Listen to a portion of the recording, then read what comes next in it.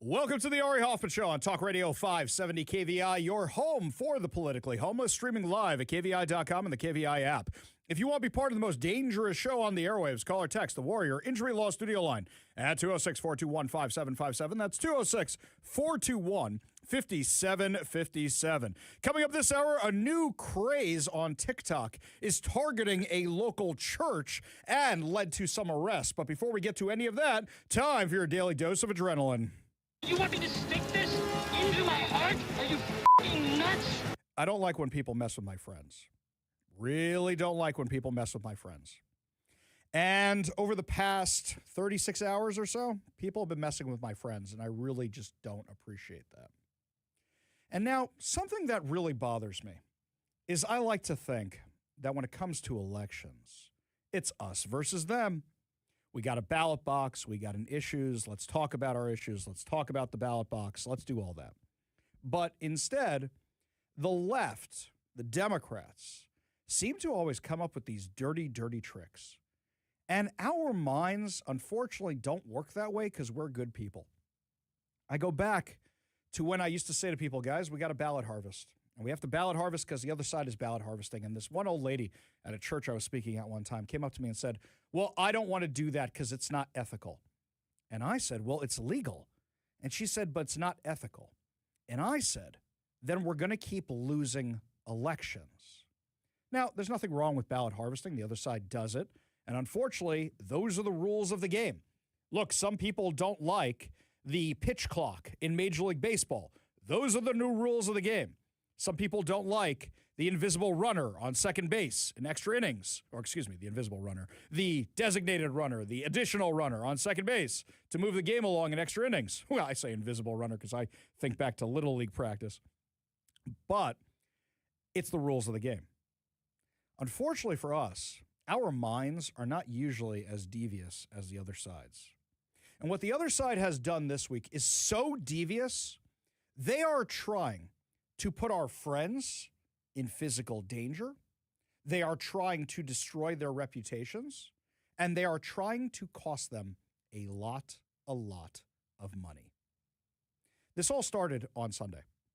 There's a woman named Katie Faust. She's been on the show before, friend of the show. I actually have a chapter in her book. It's a compilation about different political issues that can affect kids. I wrote a chapter about how defunding the police can affect kids and actually led to the death of a bunch of children. One that comes to mind, Amalia Goldade, the one who was killed because somebody stole a gardening truck and fled from the police because there were no police pursuits and ran down 12-year-old girl and her friend. Her friend survived. She was killed. That's what I talked about in the book. Katie Faust is a Christian activist in our area, and she opposes gay marriage, and she opposes abortion, and she opposes a lot of other stuff which the Bible discusses, because guess what? She's a Christian activist. Okay, shock, shock, news flash. In other news, water still wet. Jim Brunner from the Seattle Times decided for Mother's Day to write a hit piece on Katie Faust, which was kind of weird. Katie Faust doesn't have a large social media presence. Katie Faust is not a topic of conversation. Katie Faust does what she does, but it's weird to pick on her. Somebody sent me this article because I don't read the Seattle Times. I had to actually hack the paywall to get through it to see what was so exciting about this thing. And as I kept reading, there's a paragraph that comes up later in the article. And it talks about how Katie Faust is speaking at a Republican event this coming weekend, which is emceed by Brandi Kruse, and Brian Heywood from Let's Go Washington will be there as well. Weird thing to mention. And I thought to myself at the time, is Jim Brunner from the Seattle Times trying to tell Antifa and other activists where the anti-gay marriage person is speaking so they can target the event? I was chalking it up to, oh, Jim Brunner's just a dum-dum. I didn't think he was malicious. That's what I was chalking it up to. And I figured, okay, weird. Or maybe he's trying to get more clicks because he knows that Let's Go Washington and Brandi will mention this. Maybe that's what he was thinking. Who knows? Then this all became clear yesterday. Yesterday, a group called Washingtonians for Ethical Government filed a Public Disclosure Commission complaint that's 24 pages long, alleging that by Let's Go Washington, working with Brandi Kruse, that by Brian Heywood going on Brandi Kruse's Undivided podcast, that by Brandi speaking at events for Let's Go Washington, it is an undisclosed in-kind campaign contribution and therefore a violation of PDC rules. Now, this is a BS claim. It's an absolutely BS claim. I cannot say that often enough. But you know what you still have to do with frivolous lawsuits or insane claims? You still have to defend yourself. And if you're spending the time in court or you're spending the time filling out paperwork or you're paying attorneys, you don't have that time or money for other things. Now, this complaint is beyond nonsense for a few reasons. One, Brandi Kruse agrees with Let's Go Washington. She agrees with the initiatives that they're doing. Keep boys out of girls' sports. Parents should have the rights to know what their kids are up to in their school. Oh, and the latest one is repeal the income tax because it's destroying Washington's economy and it's chasing away the business owners, it's chasing away the millionaires, it's chasing away the billionaires, and it is economic suicide. That's what Brandi aligns with. That's what we align with. That's what Let's Go Washington aligns with. How many times have we had Brian Heywood on our show? How many times have I been at Let's Go Washington events? How many times have we discussed the Let's Go Washington initiatives? Why was this thing filed yesterday?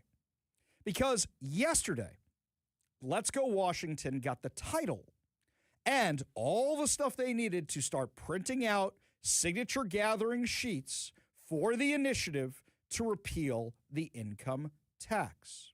So now, rather than talking about the fact that Let's Go Washington got their ballot titles and they're going to get the signatures to repeal the income tax, we are talking about this ludicrous, insane PDC complaint against Brandi Kruse, Let's Go Washington, and Brian Heywood. There's something interesting about this, though. Something really, really fascinating about this. I thought to myself, this is odd because I probably do almost as many events for Let's Go Washington as Brandi Kruse does, and they didn't file one of these on me. I have Brian Heywood on my show all the time, and they didn't file one of these on me. And we do a lot of work with Let's Go Washington. In fact, they've even sponsored the show from time to time. And they didn't file one of these on me, which I thought was a little weird. But then I want to tell you a little story. And this one, I got to go back in time to when John Carlson retired. So right around the time John Carlson was retiring, it was actually the day of his last broadcast. What happened was somebody hit me with a frivolous lawsuit. And me and the KVI crew were discussing the frivolous lawsuit because they were just trying to shut me up.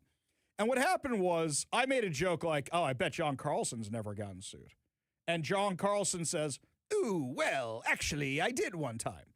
And he tells us a story about how one time somebody was trying to pass a gas tax here in Washington. And John Carlson and Kirby Wilbur and KVI worked with the people on the initiative to repeal the gas tax and stop the gas tax. So they talked about it all the time. And guess what? Somebody filed a PDC complaint against them, claiming it was an in-kind, undisclosed campaign contribution. I want to fire up the old DeLorean here for a second. We haven't used this sucker in a while. It might be a little rusty. Let's turn on the time circuits. Let's get going here. I want to take you all the way back to 2007. This is a report from the Federalist Society that had an interest in this case. The case was San Juan County et al., that means everybody, versus no new gas tax. I'm just going to read from this. The Washington Supreme Court upheld the right of two Seattle radio talk show hosts to comment about campaign issues on the air. In its unanimous 9-0 decision, the Supreme Court ruled that KVI radio hosts John Carlson and Kirby Wilbur's on-air support for an anti-gas tax initiative did not run afoul of campaign finance laws. In 2005, the Washington legislature enacted a controversial 9.5 cent a gallon gas tax. Wilbur and Carlson, two popular conservative talk show hosts, opposed the new tax on their radio programs. The hosts also actively supported Initiative 912, I-912, the ballot measure brought by opponents of the gas tax to repeal the law. Carlson and Wilbur spent considerable time during their morning and evening radio shows, encouraging listeners to contribute to the campaign. They also urged their listeners to sign and circulate the initiative so that it qualified for the fall ballot. Although supporters of the initiative garnered enough signatures to qualify it for the fall election, I-912 was eventually defeated by the voters. During the beginning stages of the initiative process, the cities of Seattle, Kent, Auburn, and San Juan Island County filed a complaint against the No New Gas Tax campaign. The local governments alleged that the campaign violated public disclosure provisions under Washington's Fair Campaign Practices Act. Specifically, the municipalities alleged that the campaign failed to report in-kind contributions from Fisher Communications, which at the time owned KVI. According to the local governments, the campaign received free advertising from Carlson and Wilbur's radio shows. Therefore, the municipality saw an injunction to prevent the campaign from receiving further in-kind contributions until it reported the contributions to the PDC. The Thurston County Superior Court granted a preliminary injunction, but this got appealed and appealed and appealed and appealed. In a unanimous decision, the Washington Supreme Court reversed the trial court. The court ruled that Wilbur's and Carlson's on-air discussions of I-912 was protected speech. The Supreme Court began by analyzing Washington's FCPA. Specifically, the court looked into the statute to determine what constituted a contribution and determined that the host's on-air speech fell within the statute's media exemption. The prosecutors argued that the media exemption did not apply because the radio broadcasts were controlled by a political committee due to the radio host's role as principals of the campaign. The court rejected this argument. In a strongly written concurring opinion, Justice Jim Johnson, joined by Justice Richard Sanders, rebuked the local governments for bringing the lawsuit. In his opening sentence, Justice Johnson stated that today we are confronted with an example of abusive prosecution by several local governments. In addition, Justices Johnson and Sanders opined that the municipalities brought the lawsuit for the purpose of restricting or silencing political opponents.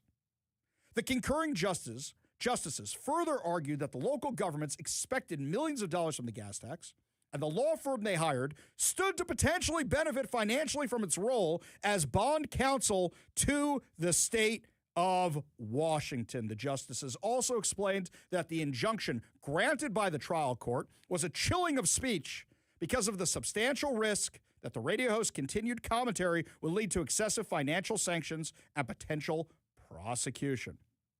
They ended their concurring opinion by admonishing the prosecutors for bringing the lawsuit.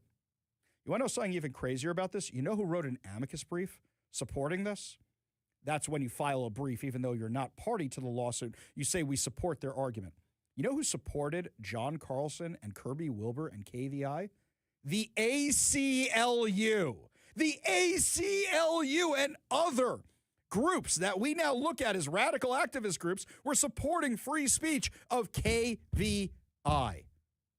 Literally the exact same case that this leftist organization is trying to bring against Brandi Kruse and Let's Go Washington and Brian Heywood. So I asked the question, why not me? I feel a little left out all of a sudden. Why not me? because this exists. And they know this exists. They have the entire law firm of whoever working for them on this. They know this exists, and they know it's a loser, and they know they will lose this in court. Well, that's a theory. Well, I spoke That's to a two. theory. I spoke to two lawyers today, and what they said was, all things being equal, and having a normal state Supreme Court like we kind of used to have, yes, that would be fine. With the one we have now, who knows? But what's interesting here is literally the justices say it's chilling of free speech, say it's targeting free speech, and say you're targeting people, you're targeting their belief system. So I believe in keeping boys out of girls' sports. I have a daughter. If I didn't have a daughter, I'd still believe in it. I believe in parental rights to know what their kids are learning in school. If I didn't have kids, I would still believe in parental rights to know what kids are learning in school. I believe in not having a state income tax. And as we will evidence later on in the show about more businesses that are leaving Washington, I am right that it causes a detriment and suicide to our local economy. I believe in these principles. Are they going to come after me next? They are going after Brandi, and they are going after Brian Heywood, and they are going after Let's Go Washington because they figure if we get an article in the Seattle Times about this, then the average person who isn't following this, the next time they see a video from Brandi or a post from Let's Go Washington or a signature gathering event out on the street, which are about to happen, they'll think corruption. They'll think illegal. What's interesting, though, is that the Seattle Times never gets an article out this quickly. This group behind this effort to smear our friends filed this thing and then held a press conference even though the PDC has not yet even investigated the case. I know because I called them today to get a status update on this. They haven't even looked at the file yet, and these guys are already having a press conference about it? They're already doing that? In addition to that, the Seattle Times can get an article out about the press conference with experts cited and people they interviewed 15 minutes after the press conference? Now, what's fascinating about that, just so you know how long it normally takes the Seattle Times to get an article out with the different levels of editors it has to go through, yesterday Howard Schultz wrote an op-ed in the Wall Street Journal bashing Katie Wilson, socialism, and Seattle's policies. That article in the Seattle Times did not come out till earlier today. It was almost 30 hours for the time Howard Schultz's article went that article came out in the Seattle Times. You're telling me they can get this article out in 15 minutes? Then you add to that the article they put out on Sunday, which was a hit piece on Katie Faust and Brandi Kruse and Brian Heywood and Let's Go Washington. Then there's this. Our friend Steve Murr pointed this out on the article that came out today. The piece is by the Education Lab. The Education Lab is a Seattle Times project that spotlights promising approaches to persistent challenges in public education. The Seattle Foundation serves as the fiscal sponsor for Education Lab, which is supported by grants from the Gates Foundation and the Ballmer Group. You want to talk about pay for play?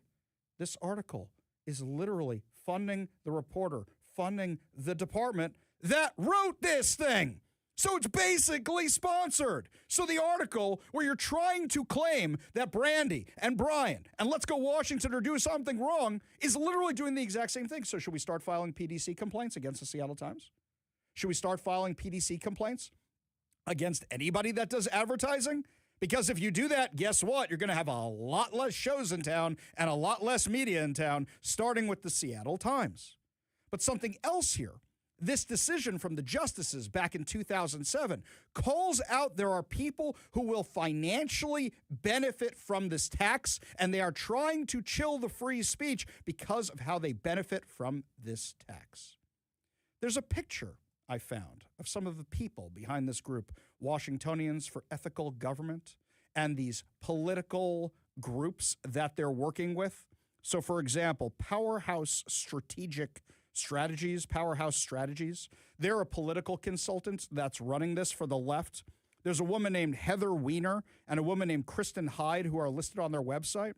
Well, there's a picture of the two of them that I found with them standing shoulder to shoulder and hugging Katie Wilson after she got elected, and all of them are wearing SEIU name tags. Oh, one of the big unions around here that stands to benefit from the income tax? Oh, and this Powerhouse Strategies that does work for leftist causes, which will likely benefit from money that is used from these taxes. It is literally the exact same case as was brought against John Carlson, Kirby Wilbur, and KVI in 2007. And now it's being used to attack Let's Go Washington, Brian Heywood, and Brandi Kruse. So I have a few action items for you today, my friends. Number one, if you still have a subscription to the Seattle Times, you are funding this. You are funding the attacks on your friends. You are funding the attacks on people who are trying to make Washington better and preserve your ideals. You need to cancel it today. And if you cancel your Seattle Times subscription today, we'll call it out on air and give you kudos for it. We'll give you kudos for it. And the next time you see me at a KVI event, I'll have some KVI swag for you. So that's number one. Number two, you need to make sure you're subscribing to Brandi's podcast, the Undivided Podcast. You need to make sure that you're doing that to support people like Brandi who are being targeted. You need to go to the Let's Go Washington website and you need to request signature gathering sheets. So that way you, your family, all your friends can fight back against the income tax. And because I assume I'm the next target, I'll do a shameless plug and say, you know what, give me a subscribe on the podcast as well. But it's not about me today. It's about how the left is doing everything they possibly can to smear, tar and feather our friends because they are fighting against the leftist insane agenda, which is destroying Washington. They want, these radical activists want boys playing against girls.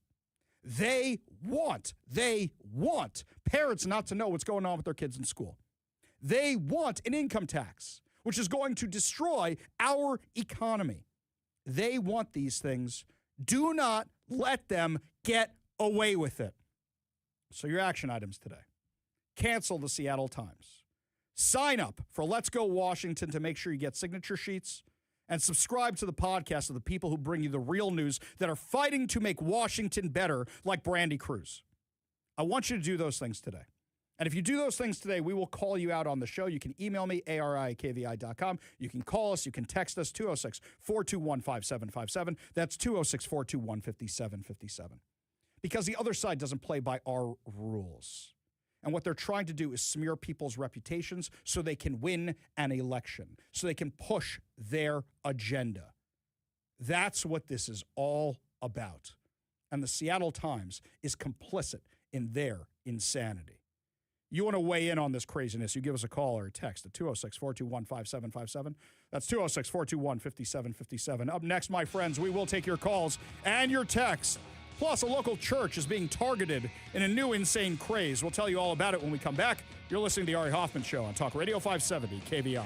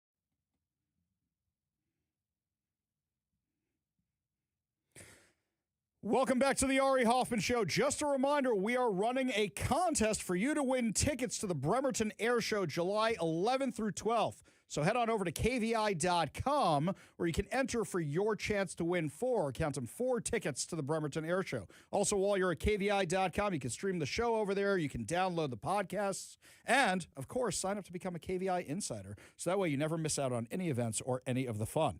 We go to the Warrior Injury Law Studio line. Take a call from Kevin in Belfair. Kevin, what's going on, man? How are you doing, Ari? Oh, I'm a little mad today, my friend. I wish I had a punching bag or a speed bag here in the studio. I know I haven't used it in years, but I would need one today. Well, Kevin's got to stay a bit away from you then. I remember back in the 60s, Rhoda Martin's Laughing had a guy by the name of Pat Paulson, and he registered as a candidate for president. Once he got enough minutes on the program to exceed the other candidates, DOJ forced him to be taken off the air. But it just doesn't seem like there's any equality anymore on any of the networks. It's all left-leaning, and I'll tell you one thing, suppression of these things, and this goes back to the laptop, the promotion of the Steele dossier, which everybody knew was false. That's just simple fascism, as is indoctrinating our kids in school. Well, think about it this way for a second. Why do you think mainstream media is dying? It's because people have other options these days, right? They can listen to talk radio. They can go on Fox News. They can go on the Daily Wire. They can go on the Daily Caller. They can go to KVI.com. They have all these different options they can go to, and that means they lost more consumers. You know, it's not like in the 1960s and 70s when you just had a few networks out there. I love that joke in the X-Men the X-Men Days of Future Past movie when they're talking about how they tape all three networks. You know, that's all you had was you could tape ABC, NBC, and CBS, and that's all you had. That's it. You know, we don't have the Walter Cronkites anymore. So that's an example of how the market has become so saturated, you can find the news you want. Kevin, appreciate the call. Appreciate you being part of the show. You want to be part of the show, you give us a call or a text at 206-421-5757. That's 206-421-5757. This one from the 360. We have been longtime subscribers to Brandi's Patreon account.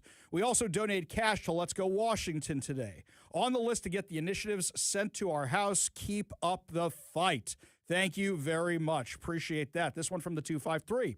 I think it would be really interesting to find out who actually has more subscribers, the Seattle Times or the Stranger. You know what I would actually like to know? Who has more subscribers, the Seattle Times or the Center Square? I think that would be fun to watch. I mean, the Seattle Times, the way they're still in business is because they get things funded by Gates and Ballmer and the rest of them, like the Education Lab or the Climate Lab or Homeless Project or whatever other nonsense they have. It's not through their subscriptions. It's just not. This one here from the 425.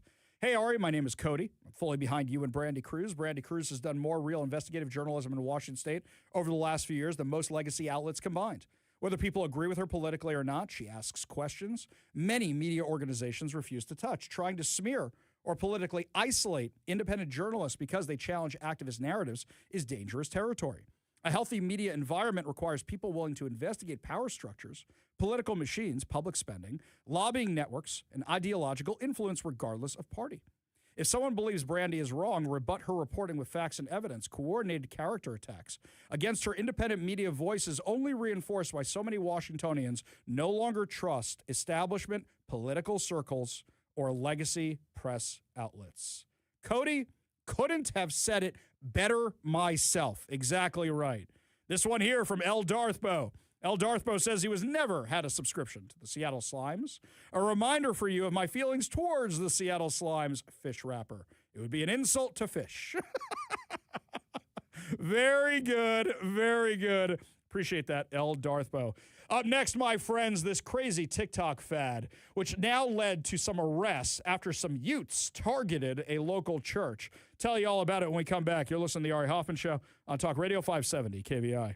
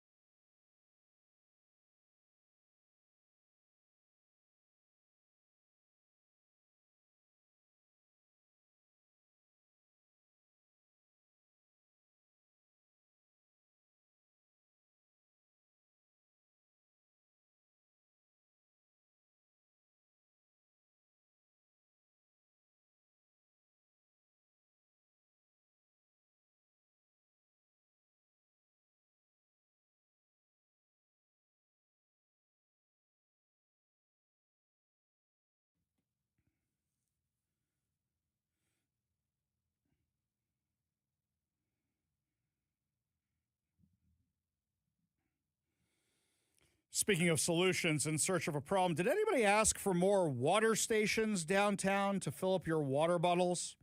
That's apparently what they're installing for the World Cup. Now, is that nice? Sure. Lovely. Would you actually use them? How about no? The reason I would never use these things is because for me, if I see one of these things on the street, I'm just going to imagine some homeless guy cleaning his you-know-what with it. That's what I'm going to picture every single time. When's the last time you used a water fountain in a park in Seattle? How about no?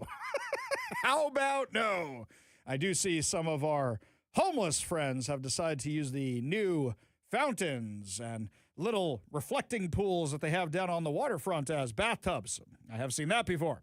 So would you actually use these water bottle fillers that they're installing for the World Cup? Oh, yes, another great waste of taxpayer money.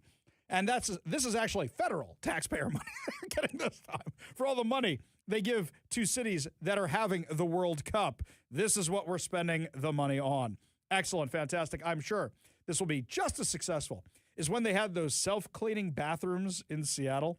Oh, dear, my first exposure to the self-cleaning bathrooms. So my wife and I were about to get married. I got married at the Sheraton in Seattle downtown. Very nice affair. Lots of people. It was lovely. My in-laws, very nice people to pay for all that. What happened was I'd been to Seattle a few times, but basically my trips to Seattle had been consisting of going to my in-laws' house, going to synagogue, going to a few touristy sites. I didn't really know Seattle. So my buddies and I come to town, and I'm the first one in our crew to get married, and my friends have no idea how to throw a bachelor party.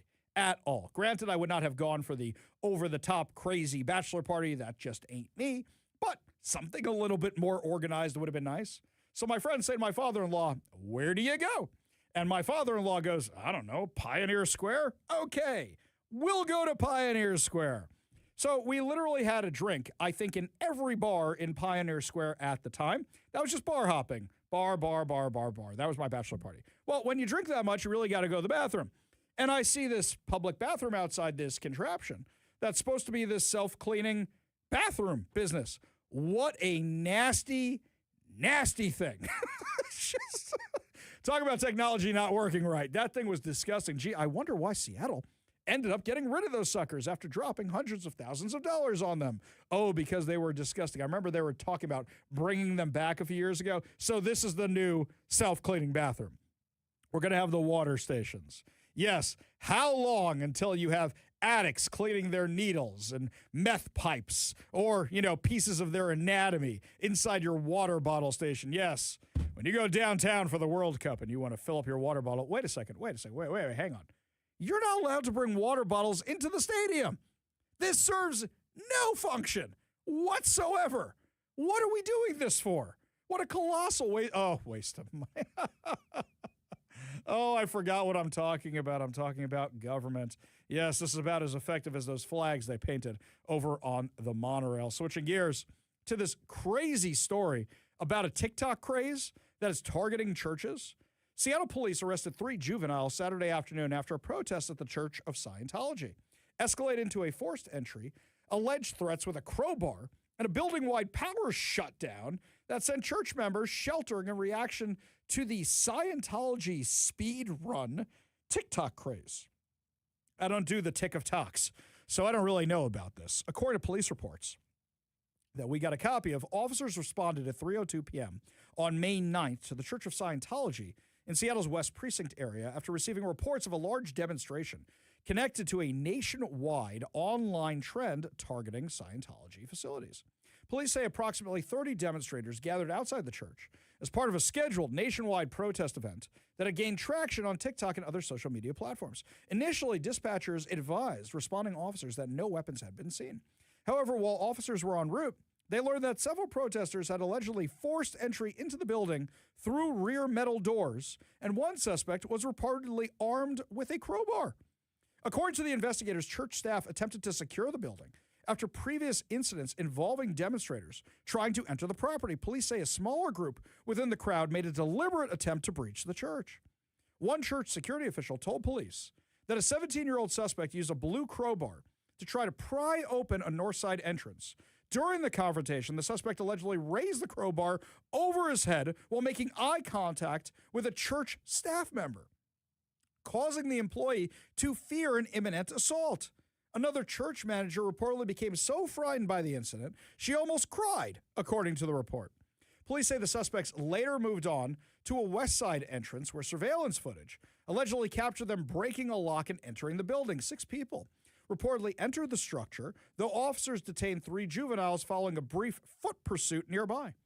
Once inside, investigators say the group located the building's main circuit breaker and shut off power to the entire structure. The outage reportedly disabled elevators, surveillance systems, and potentially portions of the fire suppression system. Church staff and parishioners relocated to upper floors and sheltered in place until officers secured the scene. This is what I'm talking about all the time, guys. Churches really need to up their security. You got to be like the Jewish institutions. That's why we all have guns. Seattle police identified the 3 arrested suspects as juveniles aged 16 and 17. One of the juveniles taken into custody was also listed as an unverified missing person. Wow, really got the best here. Police said an officer on scene confirmed the missing person status. Investigators say probable cause existed to arrest all 3 for second-degree burglary, hate crime offenses, and felony harassment. The felony harassment allegation specifically relates to the suspect accused of brandishing the crowbar. Police stated that a hate crime enhancement was considered because the incident targeted a federally recognized religious institution and because church members believed they were targeted because of their religion. Yeah, you think anybody around here is going to prosecute juveniles for breaking and entering? How about a hate crime? My guess is the King County prosecutors won't actually do anything about it, but we'll see. We will see. Authorities also noted the Seattle Scientology Church had been the target of 2 prior similar incidents in recent months. The incident appears connected to a viral social media phenomenon often referred to online as the Scientology Run or the Scientology Speed Run. The trend, popularized largely through TikTok and live stream platforms, involves individuals entering Scientology buildings and attempting to travel as deep into the facilities as possible before being stopped by staff or security. This is the latest fad? I don't remember anything like this when we were kids. According to the New York Post, participants frequently record the encounters for social media views, treating the event similarly to a video game challenge or speed run. The term speed running originally comes from video game culture. In gaming, a speed run is when players try to complete a game or objective as quickly as possible, often competing for record times. Is that like my buddy who beat the original Super Mario Brothers in 12 minutes? I saw him do it. It was incredible. 12 minutes. He beat that Super Mario Brothers on one life. It was incredible. He knew how to get over every treetop. He knew every sewer passage. It was awesome. That's cool and all, but it's called a speed run, right? Yeah. You got to go in and use the warp zones. You know what I mean? Yeah. Yeah. So, for me, that's kind of not that impressive. I mean, it's impressive. Look, I'm not going to be able to do it, but it's still like you're still using cheats. I'll tell you what I was most impressed with. So we went with the youth group to this, I think it was Montreal or something like that. We went on a trip somewhere from New York. And we go to this random house, and we're staying in their basement. And they have the original Nintendo. My buddy said he hadn't played, I haven't played that sucker in years. He's like, I wonder if I could still beat Super Mario in like less than 20 minutes. I'm like, shut up, you cannot do that. And he goes, yes, I can. Pop that cartridge right in, and he did it. He did it. So that's the more impressive thing, I think. That it wasn't like when we were 10 years old or 12 years old or whatever. He did it when we were like 20. And he still remembered how to do muscle memory. This. Yeah, Along the same lines, my younger brother, Mm-hmm. we would always use the cheat code to get to Mike Tyson. Yeah. Punch out. Mm-hmm. It's like a 12-digit code. I can't remember exactly how many digits it is. Something like that, like 12. Yeah. One night, after many drinks in the middle of the night, we were playing some Nintendo, and one of my friends goes, hey, I wonder what the code to Tyson is. I'd like to play. And I said, hold on, let me call my brother. Woke my brother up out of a dead sleep. I said, what's the code to Tyson? He rattled it off like nothing. Like nothing. And we tried it, didn't work, called him back, and he picked up and said, it's 9, not 8. He knew what number he was off after we hung up. That's like, so somebody says to me today, what's the Konami code? Up, down, left, right, BA, select, start, right? I mean, we all still know these things to this day. Yeah. Can't remember what I had for breakfast this morning, but I can remember the Konami code from 30 years ago. Lots more to discuss as the show continues, my friend. Speaking of things from a few years ago, Rachel Dolezal Back in the news, that lady who pretended she was black but was a little white girl. We'll tell you why, because it ain't pretty when we come back. You're listening to the Ari Hoffman Show on Talk Radio 570 KVI.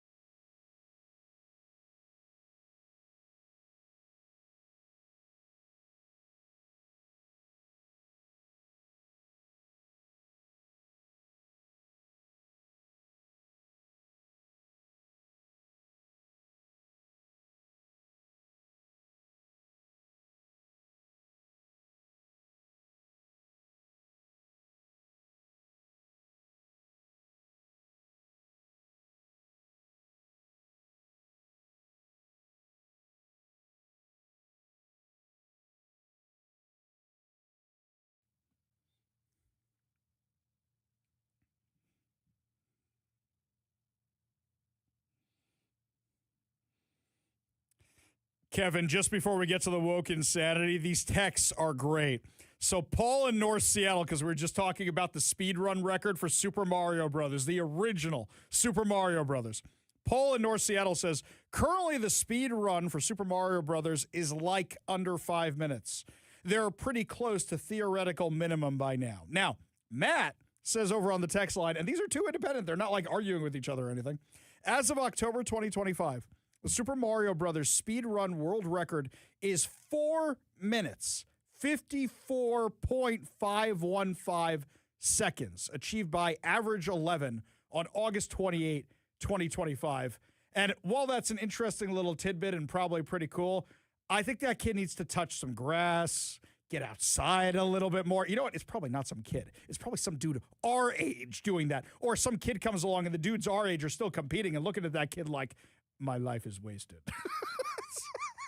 I always have, I have plenty of video game consoles at my house. I'm Yeah. a big kid. Yeah. I've got a lot of nostalgia for the stuff, but I always like end up putting something in and going, I'm going to play some video. I haven't played a video game in a while. And then like 5-10 minutes in, I'm like, this is too hard. It's too difficult. It's Yeah. too hard. I can't do this anymore. I don't remember how to, okay. Yeah. I'm just going to watch some TV. That's what I'm going to do. Put my feet up, not be as invested. What's a movie I've seen 1,000 times Yeah, exactly. before? Let me turn that on. Because I can't go through all of these thumbnails on what other streaming service I have and make an actual decision. Nope. Because it's just decision fatigue. So I'll watch White Men Can't Jump again. Yeah, you know how hard it is for me to pick like a show I'm invested in? So I'm invested in The Lincoln Lawyer right now. But something else pops up when I turn on the Netflix and I'm like, oh, I haven't seen The Wraith in years. Let me watch The Wraith with Charlie Sheen. Let's Major watch League. That. What, Yeah, Major League is on? That sounds like a good one. It's baseball's going hot and heavy. Let's do some Major League. Let's watch that. Well, speaking of things we haven't heard from for a long time, Rachel Dolezal is back in the news. Now that's a name I've not heard in a long time. A long time. Okay, do you remember who Rachel Dolezal is? She's from here, she's from Washington, and she was head of one of the local NAACP chapters. She identified as a black woman, but she was a little white girl. And she painted her face, and she did her hair differently. Now, the thing that always bothers me for this is, so you can identify with whatever gender you want, but not whatever race you want? I submit to you, the reason she was canceled was because she shows how ridiculous this proposition is. No matter what parts of your anatomy you cut off, or whatever things you add from other parts of your anatomy, don't change chromosomes. Don't change anything about them. So I think Rachel Dolezal was exposing how stupid all this stuff is, because she got canceled in a big way. Everybody was making fun of her. Us on the right were making fun of her. The left was demonizing her. I mean, this woman could cure cancer, and still all people will remember is, aren't you a little white girl dressed up as a black girl? Isn't that you? That's all people will ever remember. And in fact, I'm looking at a picture of her right now. She still kind of looks like the way she used to make herself look. So I don't think anything's changed. I think she's just kind of embraced that a little bit more. Now, I had to read this from the New York Post because the way they write these things is always so funny. Infamous race faker turned OnlyFans model Rachel Dolezal has revealed she is becoming a certified sex coach to help pay the bills. I'm sorry, is that something that pays the bills? It's just... The 40-year-old mom told the Daily Mail she has nearly completed her 300-hour certified qualification. Okay, I got to ask, what exactly do you do to get certified in this profession? When I was a water skiing and wakeboarding instructor, you had to be able to do all the tricks that you were licensed to instruct in. So if I wanted to teach flips, I had to be able to do the flips. If I wanted to jump the wake, I had to jump the wake. And it was a very painful summer, and I got very good at it, and then I got fat. But I used to be very good at these things. Do you have to demonstrate the stuff from that you're instructing these people in? I have many questions about this. Apparently, OnlyFans is where she's making a living. I can't believe there's people that actually subscribe to this stuff. I don't have enough time for this, but AI says that you need to be a licensed mental health professional, master's or doctoral degree in counseling, psychology, or social work. Then you obtain specialized certification, often through the American Association of Sexuality Educators, Counselors, and Therapists. Okay, I don't want to go to any of those websites because that'll mess up my search history. And I just did that. I just messed mine up. Now you know what it's going to be suggesting to you when you go to Netflix or whatever, the Rachel Dolezal documentary or whatever it is. Lots more to discuss as the show continues, my friends. Up next, Howard Schultz pens a scathing op-ed about Seattle, but a lot of people aren't taking it in the spirit it was intended. We'll give you all the details on that, plus more businesses leaving Seattle and Washington when we come back. You're listening to The Ari Hoffman Show on Talk Radio 570 KVI.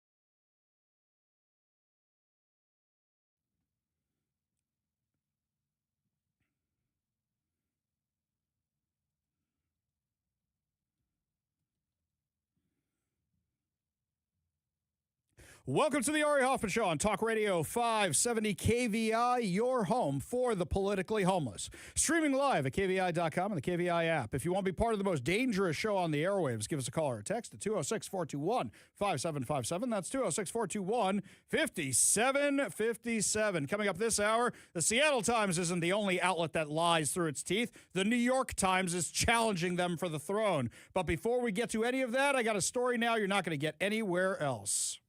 Talk Radio 570 KVI, an Ari Hoffman Show exclusive. Yesterday on the show, we were talking about the businesses leaving Washington.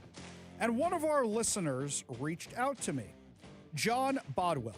John Bodwell owns Delta Camshaft in Tacoma.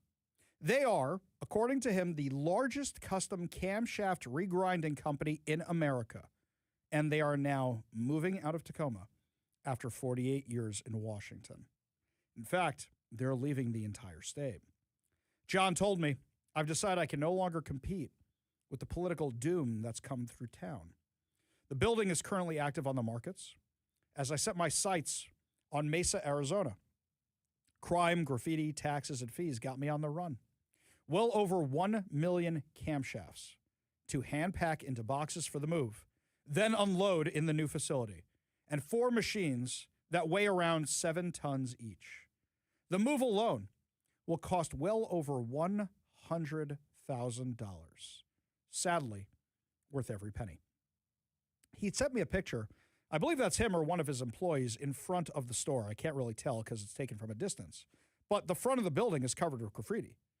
You get tired after a while of covering it up, of repainting and repainting. You're just like, you know what, if I leave it there, maybe somebody else won't tag it. I won't have to deal with it instead.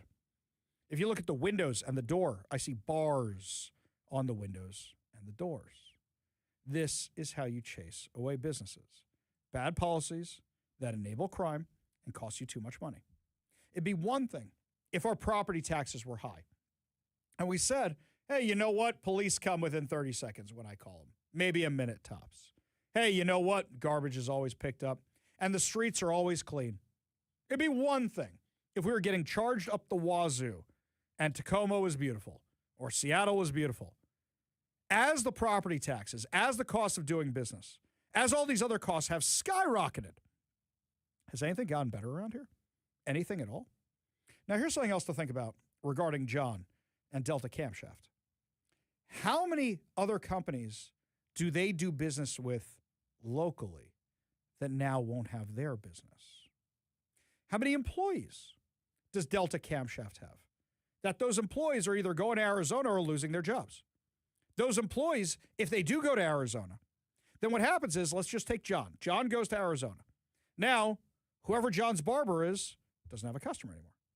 Whoever John's grocer is doesn't have a customer anymore. Whoever John buys things from don't have customers anymore. And this is what happens to the economy. I'm sure there are bigger companies that rely on Delta Camshaft, and now they're going to have to pay more money to have it shipped in from wherever he goes in Arizona. This is what happens when businesses leave. And something else, if he's paying rent on that building, that means somebody's going to want to rent it or it's just sitting there empty, and now the landlord's losing money. If he owns the building, is anybody going to want to buy this thing? You got to get it cleaned up and fixed up for sale. Can he stop the graffiti people from tagging it time and time again? This is what happens. It's not just businesses like Starbucks, Amazon, and others that are leaving. It's businesses like Delta Camshaft in Tacoma. This is what happens when you make bad policy decisions. It affects everybody, and some people just can't stay anymore. You're talking about a business that's probably worth millions of dollars, but you wouldn't know it from looking at it because the elites look down their nose on people like John who work with their hands. And these businesses are affected by this. I'll take you back to COVID. Do you remember that during the shutdowns, California and Washington were two of the states that were shut down the longest? And eventually, the CEO of Disneyland sent a letter to Gavin Newsom begging him to lift the restrictions so they could reopen Disneyland because the people who sell things to Disneyland and rely on Disney's business couldn't do business anymore. Let's look at a Starbucks for a second.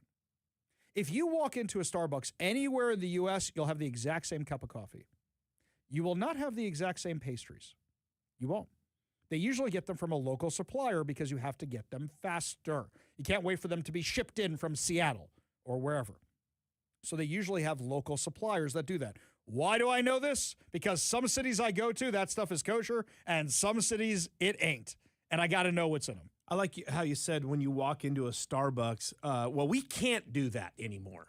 Right. We literally can't walk into a Starbucks here. Yeah. In fact, I came in today. I took the bus in today. Yes. For various reasons. Yes. I walked through the Armory and I saw the bleached bones of the Starbucks that used to be there. That was my Starbucks. In fact, I was in that place at about, I want to say it was like 9-ish this morning, 9:30, somewhere around there. Yeah. And there's all these signs, like there's a couple of places that, like, breakfast.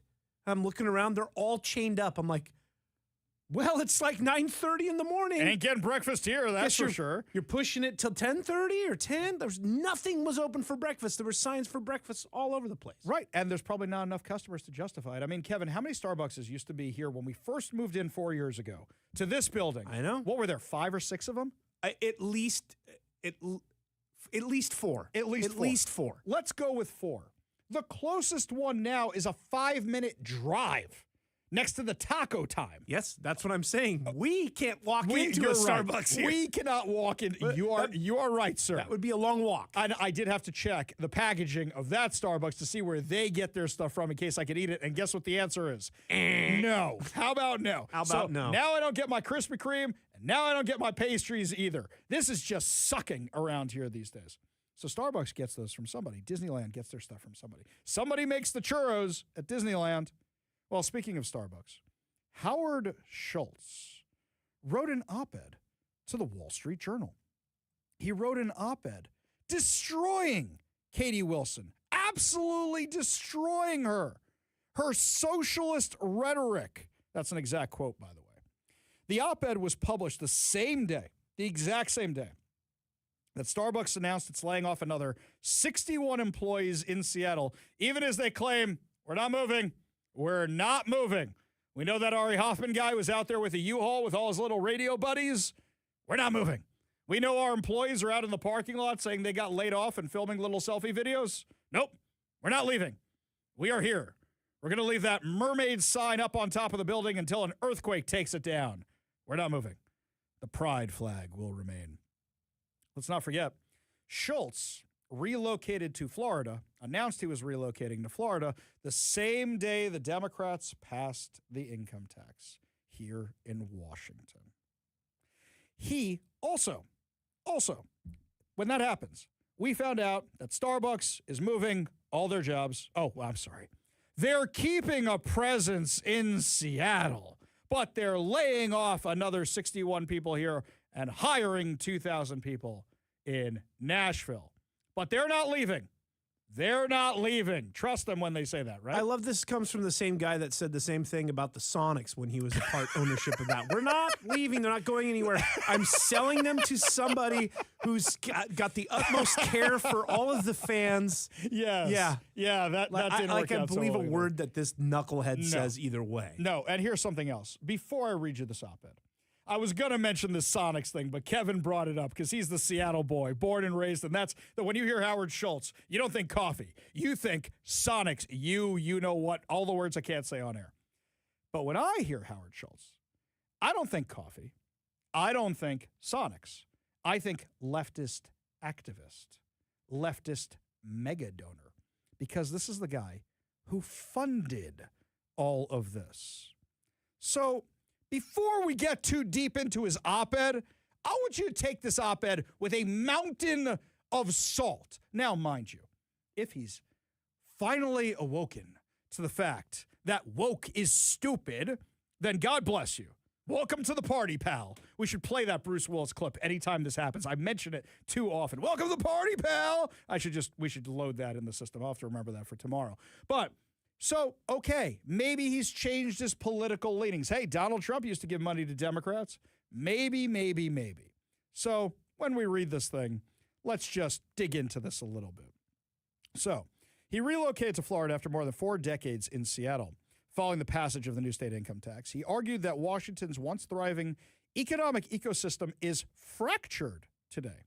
He singled out Wilson directly, accusing the mayor of treating employees like political enemies instead of economic partners. Quote, Seattle's Mayor Katie Wilson has chosen to cast business as a foil rather than a partner. Her socialist rhetoric vilifies employers, even while she continues to rely on them for revenue. Now, nobody knows this better than Starbucks. Katie Wilson, the day she gets elected, what's the first thing she does as mayor-elect? She goes and joins the baristas who are boycotting Starbucks and calls for a boycott of Starbucks. She goes down there and joins all the keffiyeh-wearing baristas down there for the Ventifada. She goes down there herself. And she said, quote, I am not buying Starbucks, and you should not too. And then they decide to get out of here. Are you surprised? This is the same one who, what was her exact words that she said when she was talking about the wealthy here and what if they would actually leave Seattle? Like, bye. Right. That Katie Wilson. Her. Okay. So she also said that she thought claims of millionaires leaving our state are like super overblown. And the ones that leave, like, bye. That's Katie Wilson. We all remember this, right? Well, you would think, after being called out by basically everybody in the U.S. at this point, literally everybody has seen Katie Wilson's stupidity on full display. Whether it's saying, like, bye to the very tax base you rely on, or whether it's walking away from an interview because you can't handle questions. Whatever the case may be with Katie Wilson, you would think she might have learned her lesson. Nope. No, my friends. No. Yesterday, she had an interview that started going viral on social media from the Seattle channel. Now, the Seattle channel is not one I watch very often. I have to see clips from it before I go, oh, right, we have the Seattle channel. Almost forgot about that thing. So on the Seattle channel, they were actually asking all the right questions, and listen to what Katie Wilson said.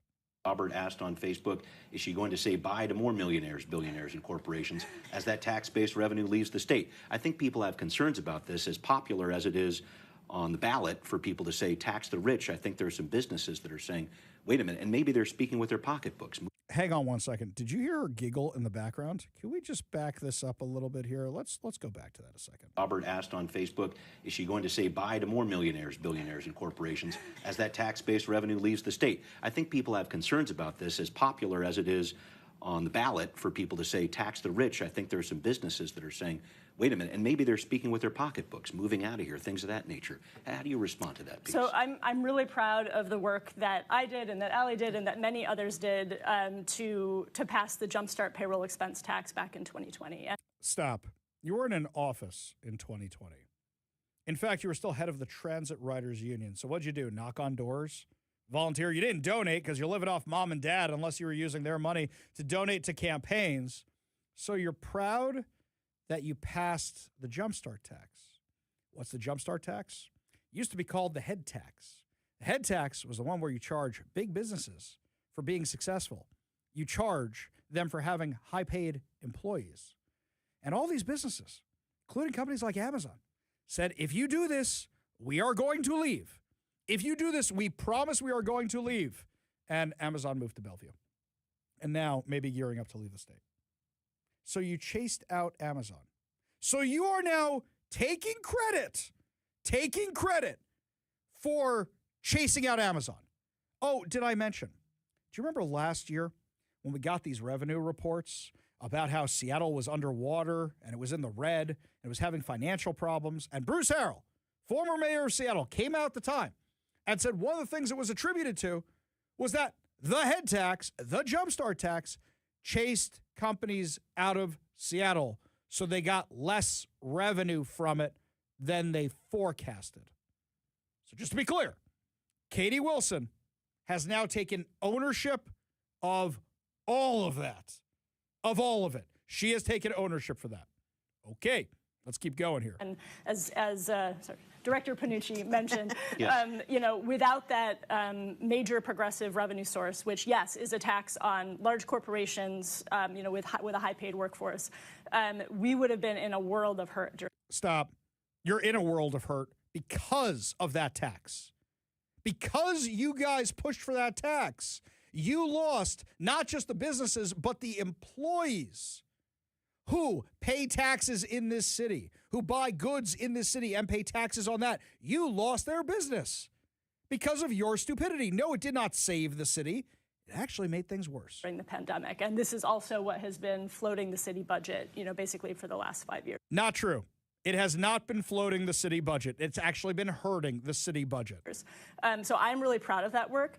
And you heard her say it. She's proud of it. Remember this come election time. I do think it's a problem, and I've stated this publicly many times, when Seattle's kind of business environment, tax environment gets very out of step with our neighboring jurisdictions, including Bellevue, right? And so that is something. Whoa. Wait. So I'm really proud of the tax we passed, but we might be out of step with Bellevue. But I'm really proud of the out-of-step tax that we passed, but we might be out of step with Bellevue because Amazon went to Bellevue. Oh, this dum-dum. Okay, what's next? That, as we're looking at addressing this structural budget deficit, we're going to be taking into account, right? And when we look at our revenue options, yes, one option is to dial up Jumpstart, right? Wait a second. Wait a minute. So what you're saying is this tax, which is out of step with our neighbors, which is why companies and people are moving to nearby cities, let alone out of state. You want to increase the taxes? Have you lost your mind? You have a giant forehead. Is there a brain behind it at all? At all. That's such a giant forehead. It must be holding a massive brain. I shouldn't really judge that because dinosaurs had really big heads and they had pea-sized brains. And no options are off the table because we don't have any great options, right? You do have great options. You know what it could be? Sorry, business. We screwed you over. We're going to make things better. We're not going to chase you out anymore. Try that, maybe. Just a thought. Also, I don't think it's good that, it is less expensive to do business in Bellevue than in Seattle. And so we're going to be taking that into consideration. What? You just said you were going to tax everybody more. But it's not good to be more. I can't with her. I really can't with her. All right. What other pearls of wisdom did she have? Can you talk about some of the different progressive revenue ideas that are out there? I don't know if it's too early or not, but we've got that Jumpstart tax, the payroll expense tax. Is there a wealth tax in the offing? Is there a capital gains tax, perhaps, which I know the state has and the Supreme Court has upheld? What are you considering there, I guess? Yeah, I think part of the challenge of the moment that we're in is that there is not a silver bullet, right? There is not some major progressive revenue, untapped progressive revenue source that, we know is practically implementable on this timeline, legally airtight, that we can just pass and it's going to plug this budget hole. That does not exist. There are options, and we are, our team is hard at work studying those options. I think capital gains tax is absolutely on the table. So, have you thought about cutting spending? Have you thought about it? I'm just going to, crazy idea, I know. Revolutionary, radical, you might even say. Have you thought about stopping the spending? Just throwing that one out there for a second. Just a thought.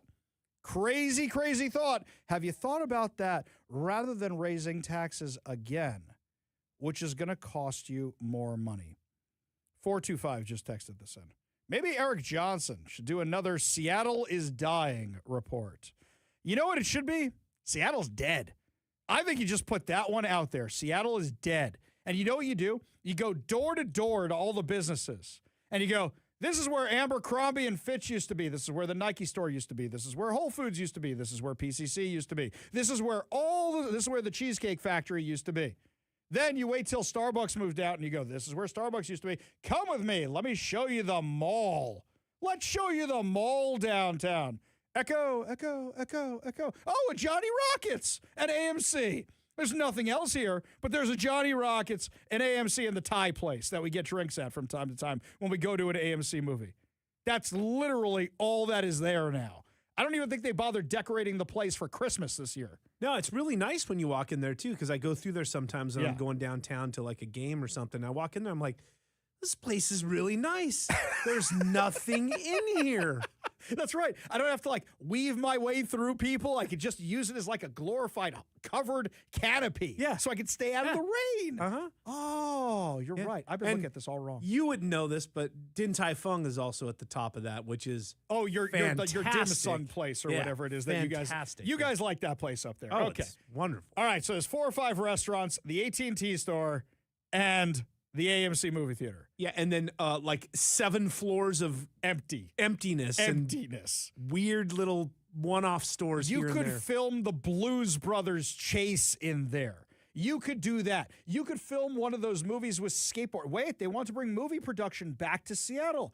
Who wants an empty mall? Who wants an empty office building? Gleaming the Cube. Gleaming the Cube with Christian Slater and that Part dude. 2. What was that? That dude who was the detective. He was in Primal Fear and like nothing else. I don't remember his name. Right. Gleaming the Cube and Tony Hawk. Tony Hawk was in that sucker too, driving the Pizza Hut truck. So you didn't have Tony Hawk on a skateboard, but you had him driving. Why do I remember this stuff? I remember the Konami code. I remember who's in Gleaming the Cube. Still don't know what I had for breakfast this morning. Lots more to discuss as the show continues, my friends. When we come back, New York Times is lying to distract from an even bigger story. Looks like we know who the Seattle Times learned it from. We'll give you all the details when we come back. You're listening to the Ari Hoffman Show on Talk Radio 570 KVI.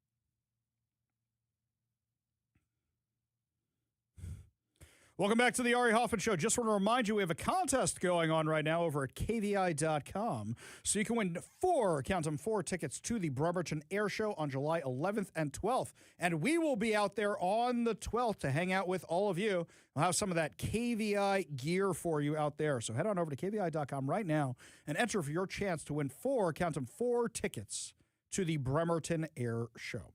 You remember yesterday, we mentioned this, yesterday, the New York Times had an op-ed that came out.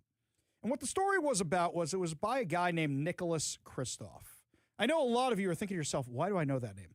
He's the guy who tried to run for governor of Oregon, even though he didn't live in Oregon. This is the guy who has made a career out of fake news, reporting things that just ain't factually accurate. Well, he outdid himself this time. So do you remember last week we were talking about kamikaze dolphins? Do you remember people were actually asking Pete Hegseth if the U.S. was using kamikaze dolphins on the Iranians to sniff mines? Do you remember this insanity? Well, I wish I could say I was surprised by this, but this is the kind of garbage that the Palestinians, the Iranians, and other terrorist organizations have been spewing for years.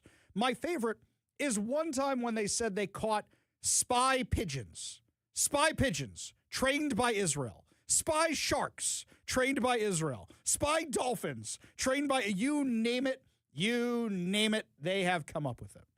Well, Nicholas Kristof believed one of these lies. In fact, he believed many of these lies. And he wrote this completely false article in the New York Times, which the New York Times published, alleging that Israeli security guards were abusing Palestinian prisoners in jails, even though he admits multiple times during the article he has no proof of any of this. Even though some of his sources are convicted terrorists and Hamas, and then he admits he has no proof of any of this, they still published it. Do you know what it takes to get an op-ed published in the New York Times? I know what it takes to get an op-ed published in the New York Post. Multiple revisions, fact-checking, you name it. You have to do the same kind of thing with the New York Times. They didn't fact-check any of this. They published it. Why did they publish this? Is it because they love the Palestinians so much? Is it because they hate Israel so much? Yes and yes. But there was another reason why. There's an article, and I know this article exists because my wife works for Jewish News Syndicate, which is a Jewish news outlet. There's an article that's been under embargo. What happens is sometimes they have an article they want to release at the same time to everybody, but they know it's going to take you a lot of time to digest it and write it up. So the information they give you in advance. Apparently, there is a new report out, and the new report is the most comprehensive report of all the atrocities that Hamas committed of sexual violence on October 7th. There is now a massive database of testimony, of pictures, of doctors' reports, of proof, documenting everything that those savages did to people at that Nova Festival and on that day. It is horrific. In fact, I've seen CNN write it up. I saw the Daily Mail write it up. All of them. They mention a few things, but nobody gets in depth. They all link to it, so you can go check it out. It is graphic. What is this thing really designed for? It's so that if victims or victims' families want to go after the people who funded October 7th, all the proof is right there. All the material is right there. Now, all major news outlets had this information weeks ago. They all had it. And they said, okay, here's the information. They had it. They were ready to go with it. And they just said it's under embargo. Don't publish it till this day. The New York Times knew this. So what they did was they published this stupid, false op-ed from Kristof so that people would be talking about his stupid op-ed rather than the sexual violence. And it's somewhat working. Anybody who was involved in publishing this should be fired. So interchangeable. The New York Times is not a news outlet, not a news agency. It's a propaganda piece. It is a modern-day blood libel. That's what it is. Yeah, no different than the Seattle Times. When we come back, my friends, the latest from our friends, Brian Heywood and John Carlson, on this whole controversy of the Seattle Times trying to defame Brandi Kruse. Let's go Washington. We'll give you all details when we come back. You're listening to the Ari Hoffman Show on Talk Radio 570 KVI.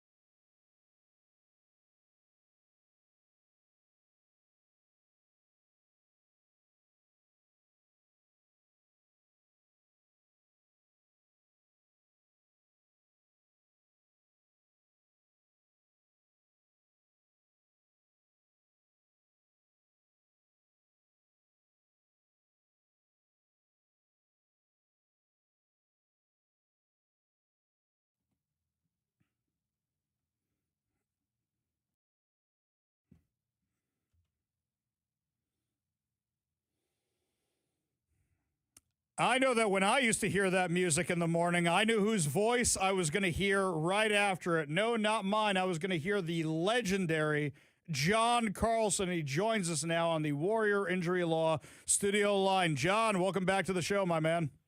Boy, I haven't heard that song in a little while. Good afternoon, Ari. Good afternoon, John. So tell us about the magical land that is Bellevue across the lake. How is it over there when you're not in Seattle? Well, you know what it's like in Seattle? It's different here. Different, just different, cleaner, nicer. Police are around, right? Less graffiti, right? Yes. It is a perfect example of how public policy drives culture and public policy drives results that are very different from one place to another. In terms of drugs, crime, homelessness, the quality of the schools, Bellevue geographically is 6 miles away. It may as well be in another state. Yeah. It is, like another, state among the 50 states. It is just a night and day difference. And the frustrating part about all this is that there's a way out for Seattle, okay? That not only is everything that they've been doing failing, and they should have figured that out by now. They should have figured it out 10, 12 years ago. But there are other cities really close by that are doing things differently and getting very different results. And they can be models for how to move in the right direction by emphasizing policies that make the city cleaner and make the city safer. And you just don't see that penetrating the political establishment that runs the city of Seattle and, frankly, King County, and, while we're at it, the legislative branch in Olympia. Yep, exactly right. And speaking of the legislative branch in Olympia, we know that our friends over at Let's Go Washington have their initiatives. They are printing them up as we speak to send them to you. You should go sign up to get your initiative form to repeal the income tax over at letsgowashington.com. But right before this, you had these radical leftist activists who decided to file a public disclosure complaint, a public disclosure commission complaint, on our friends Brian Heywood, Let's Go Washington, and Brandi Kruse, alleging that she is giving them undisclosed in-kind donations by having them on her show. Now, John, this sounded really familiar to me because I remember a story from back in 2007 involving you and Kirby Wilbur about somebody trying the exact same thing. What happened?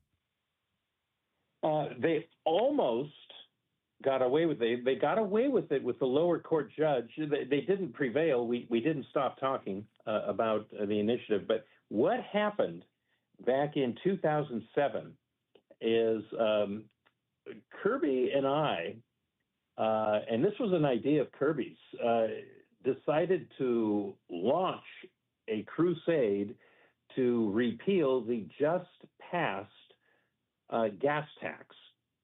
I think it was 9.5 cents. And we didn't have any money.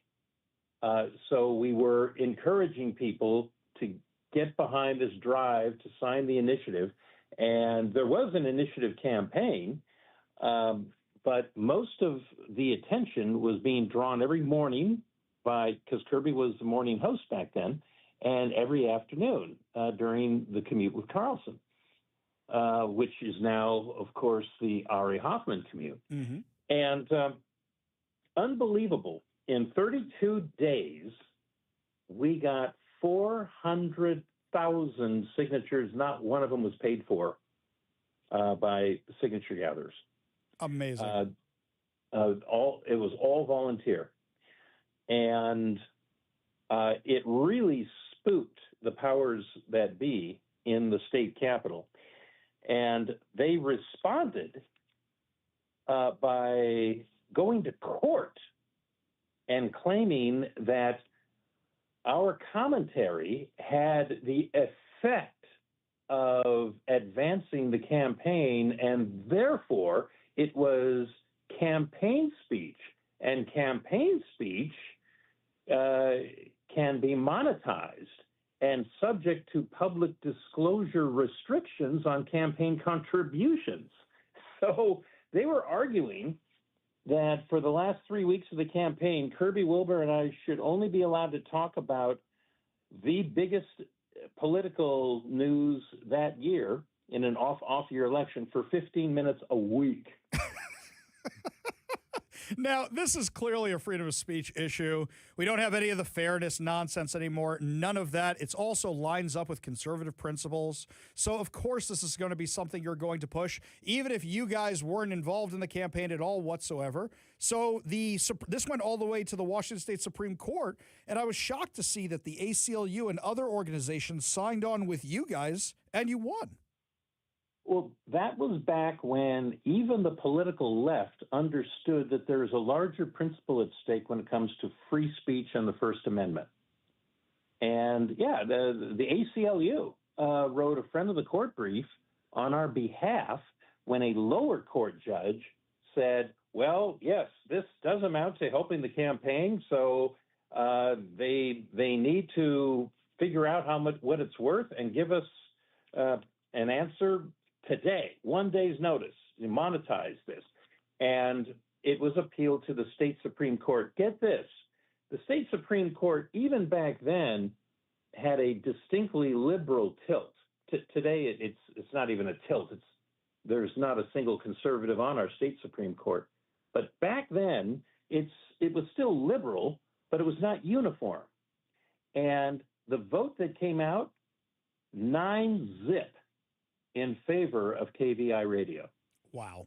So now looking at this case, which is almost identical, and I just actually got a statement in from this group that's trying to target Brandi and Brian and Let's Go Washington. Here's what they told me.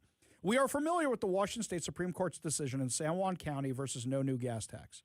That case involved... Sound like they are. Yeah. I'm sure they looked at it. That case involved commentary that aired during regularly scheduled radio broadcasts.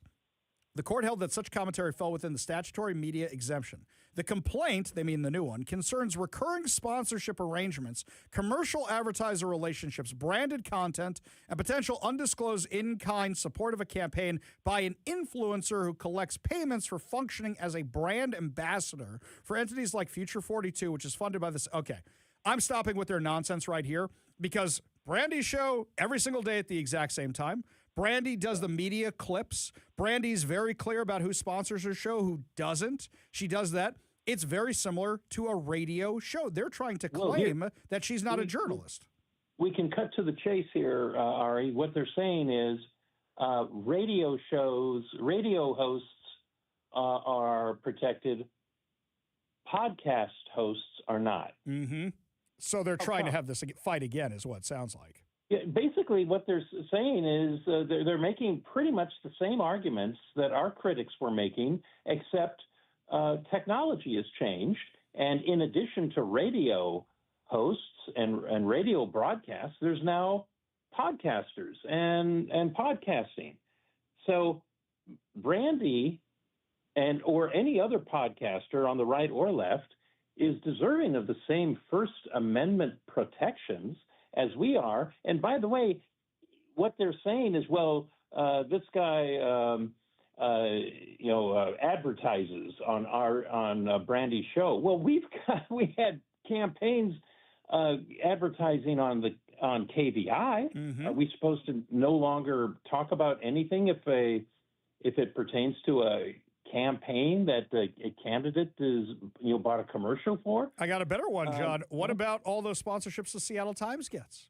What about all those other liberal podcasters like the former Stranger Writers or whoever they are talking about this stuff, talking about issues? By this logic, we could file PDC complaints against all of them. Yeah. I mean, the bottom line is Brandi Kruse is every bit as much a journalist as her journalism critics, except she's a better one. That's the line right there. That's the tagline for the interview right there. The legendary John Carlson, thank you so much for the stroll down memory lane and your insight, my friend. She's going to win, by the way. I think you're right. I think Randy's you're gonna 100% win. right. Okay, thanks, Ari. Appreciate it, John. Take care. Stay safe out there in Bellevue. Well, Bellevue is nicer than Seattle. That's not hard to do. We got a whole lot more to discuss as the show continues, including a new public school banning police officers. We'll tell you all about it when we come back. You're listening to the Ari Hoffman Show on Talk Radio 570 KVI.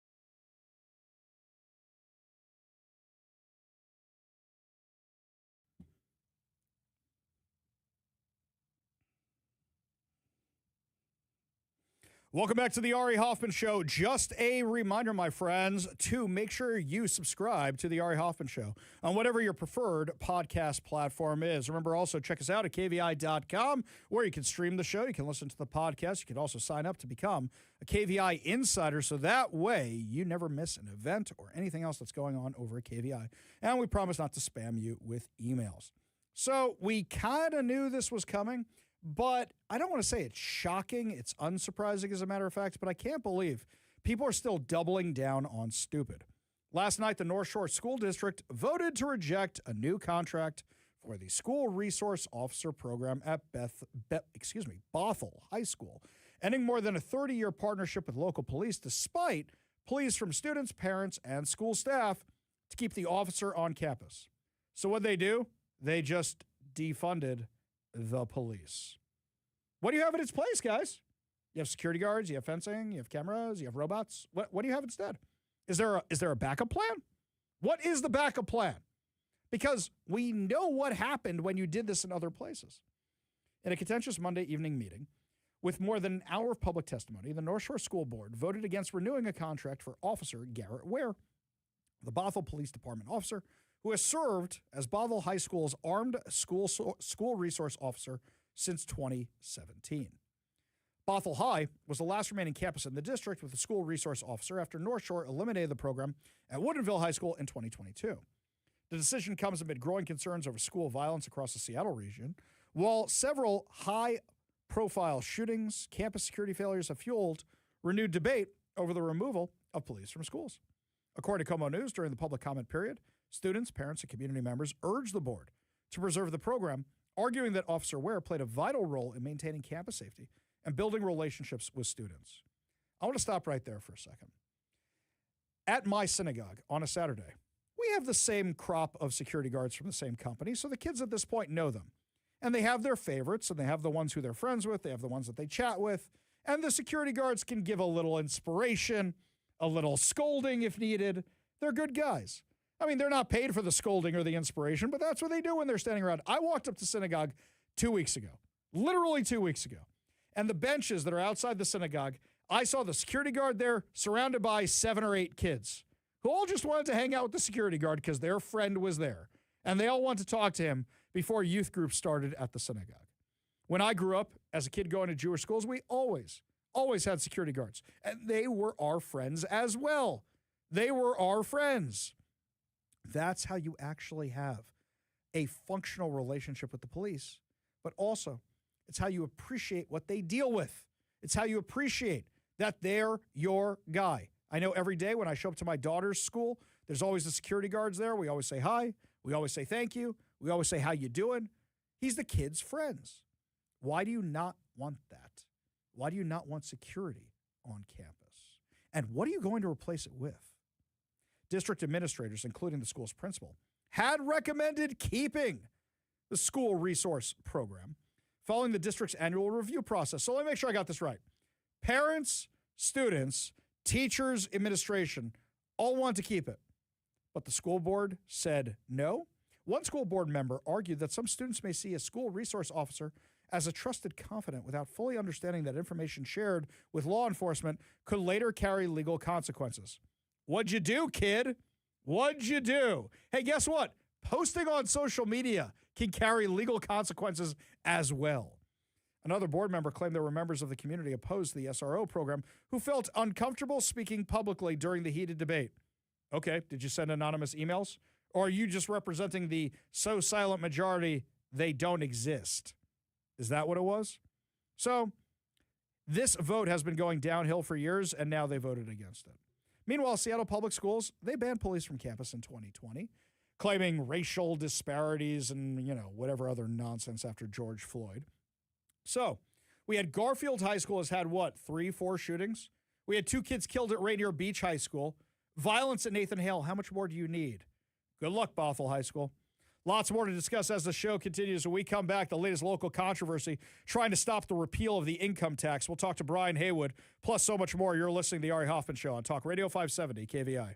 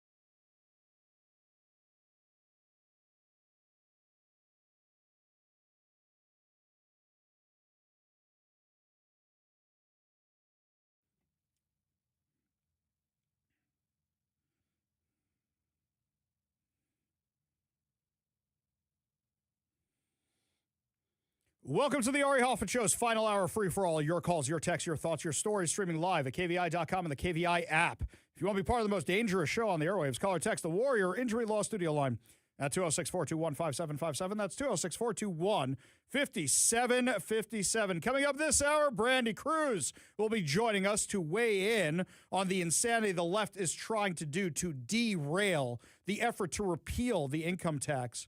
But before we get to any of that, I think it's important to revisit exactly what is going on here today.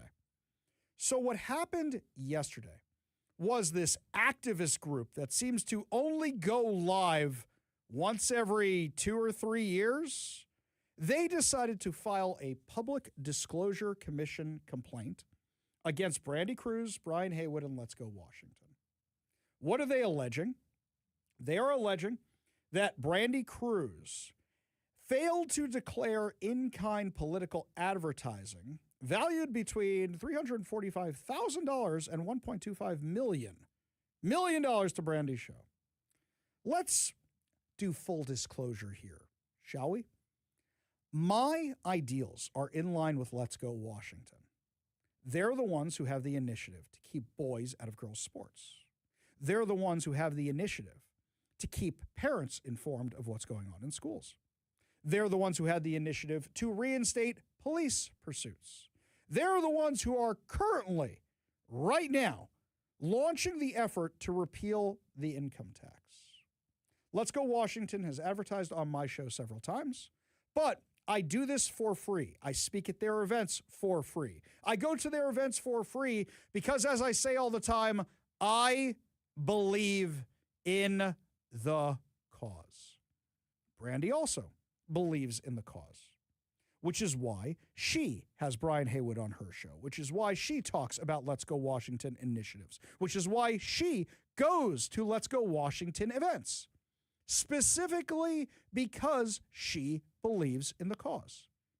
I think that the number one opponent of boys in girls sports here in Washington is Brandi. I think it's Brandi. I think that the girls who are fighting this in the schools have no greater ally than Brandi Kruse in this fight. I truly, truly believe that. Even though we go to the same events, do the same things, this is Brandi's issue. And she has wrapped her arms completely around it. These girls who will stand up for girls' sports the way no Democrat in the state ever will. Democrats are cowards. They're afraid to even meet with girls who are trying to protect women's sports. So what happens? You have Washingtonians for Ethical Government, which seems to only go live every couple of years when they want to make trouble. They are now filing a PDC complaint. And you say, Ari, what's the big deal? Well, the big deal is if the PDC decides to go forward with an investigation, that means now you got to spend time. You might have to get some lawyers. You might have to fight this thing. How do I know? We just had John Carlson on a couple segments ago. The same thing happened to him and Kirby Wilbur in 2007. Him and Kirby Wilbur, when they were the host of KVI, were trying to stop a gas tax. And they said, we're going to push this on the radio all the time because we believe in stopping the gas tax.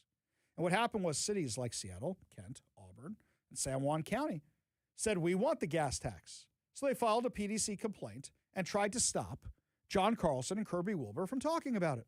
They made it their life's mission to stop these guys from talking. Well, you get free speech. And even back then, the Washington State Supreme Court ruled unanimously in their favor that these guys get to say what they want.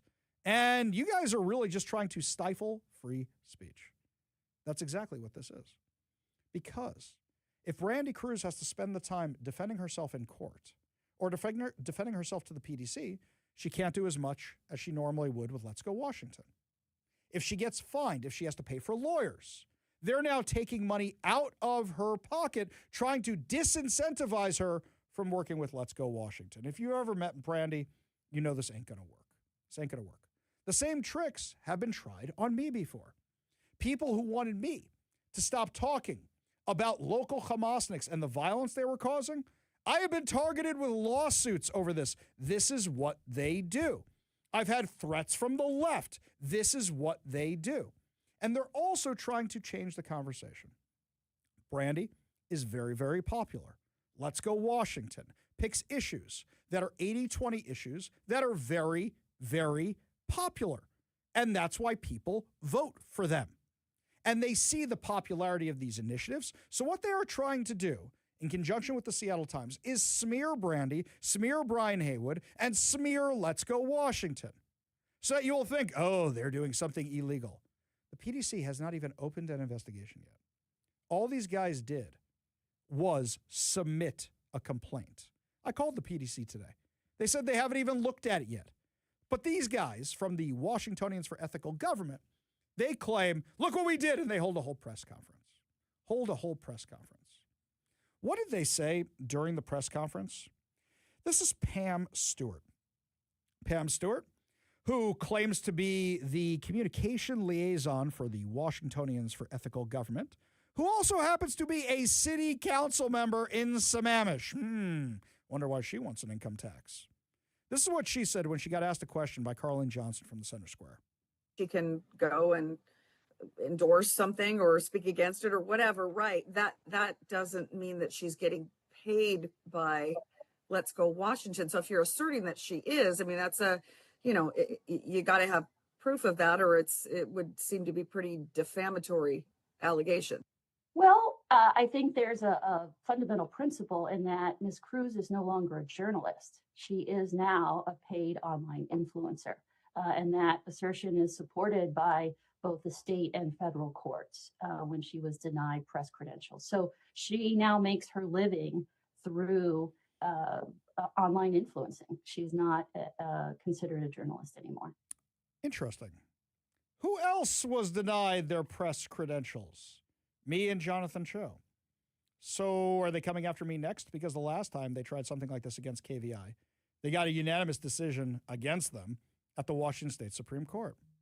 Does this mean I'm next? Oh, now you see what's going on here. You had the Washington State Capitol Correspondents Association deny us press passes to claim we're not journalists, so we don't get access. And now this same group is using that to claim, oh, no, we know about that KVI case. We know about that one, but that's a radio station. She's a podcaster. She's an influencer. It doesn't count. We need to do this case again. Because they want Brandi paying for lawyers. They want Brandi's time. They want Let's Go Washington paying for lawyers. They want Brian Heywood paying for lawyers. They want them distracted from the real mission, which is keeping boys out of girls' sports, passing that initiative, which is making sure there's parental rights, that you know what's going on with your kids at school, and repealing the income tax.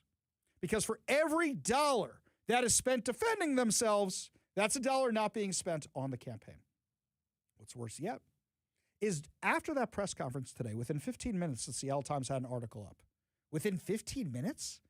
The Seattle Times doesn't work that quickly, even with breaking news. I never get my breaking news from the Seattle Times. I get my breaking news from other people. Took the Seattle Times close to 30 hours to write up Howard Schultz's op-ed demonizing Seattle socialist policies and Katie Wilson. No way they got this up in 15 minutes unless, well, you do the math yourselves. The Seattle Times, by the way, one of the ones funding the effort to keep me, Brandi, and Jonathan Cho from having our press passes. Do you see what's going on here? Let's Go Washington today rolled out the initiative with the titles. You can go to letsgowashington.com to repeal the income tax, and we got to get hundreds of thousands of signatures before the deadline, which is July 2nd, which means we need them in hand before people go away for July 4th weekend. You can go to letsgowashington.com and request those signature sheets today to repeal the income tax. You go to letsgowashington.com. They will send them to you with an envelope that you can send right back to them. All you have to do is put your name on it, put your address, put your information, send it right back to them. I already requested mine. You can do the exact same thing. Takes 30 seconds. That's all you got to do. If you want extra sheets for your friends, that's fine. Hold on to those and do that. This is a targeted campaign. They're using the Seattle Times to do it. Who are the people behind this targeted campaign? Well, one of them is named Kristen Hides. So I looked up Kristen Hides. She runs a counseling company which does online therapy celebrating the queer, feminist, neurodiverse allies and questioning with inclusive therapists in BC and Ontario. Wait, Wait. Okay. BC, British Columbia, and Ontario? What are you messing around in our state for? What are you messing around in our country for? You like Canada? Stay in Canada.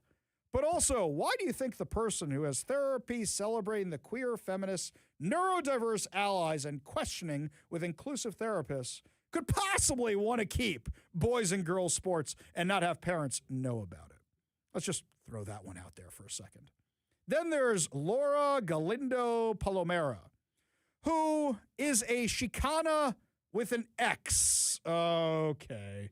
All right, we see what's going on here. Who also works for an organization for the Northwest Workers Justice Program, which I can't tell if is communist or for illegal aliens. Can't tell. Then there's Heather Weiner, who's running this whole show. There's a picture of Kristen Hyde, Heather Weiner, with Katie Wilson. There's a picture of them at an SEIU conference. Ah, yes, the union folk. With them at this conference. These are the ones running this political campaign. She wrote, "Congratulations to Mayor-elect Katie Wilson. Could not be more excited about Seattle electing our first progressive woman mayor in a century. And I'm grateful to Carrie Moon and Lorena Gonzalez for cracking the glass ceiling so Katie could break through." Carrie Moon lost. Lorena Gonzalez lost. And Jenny Durkin was a progressive. Oh, she's not progressive enough for you. I understand. This is a targeted smear campaign.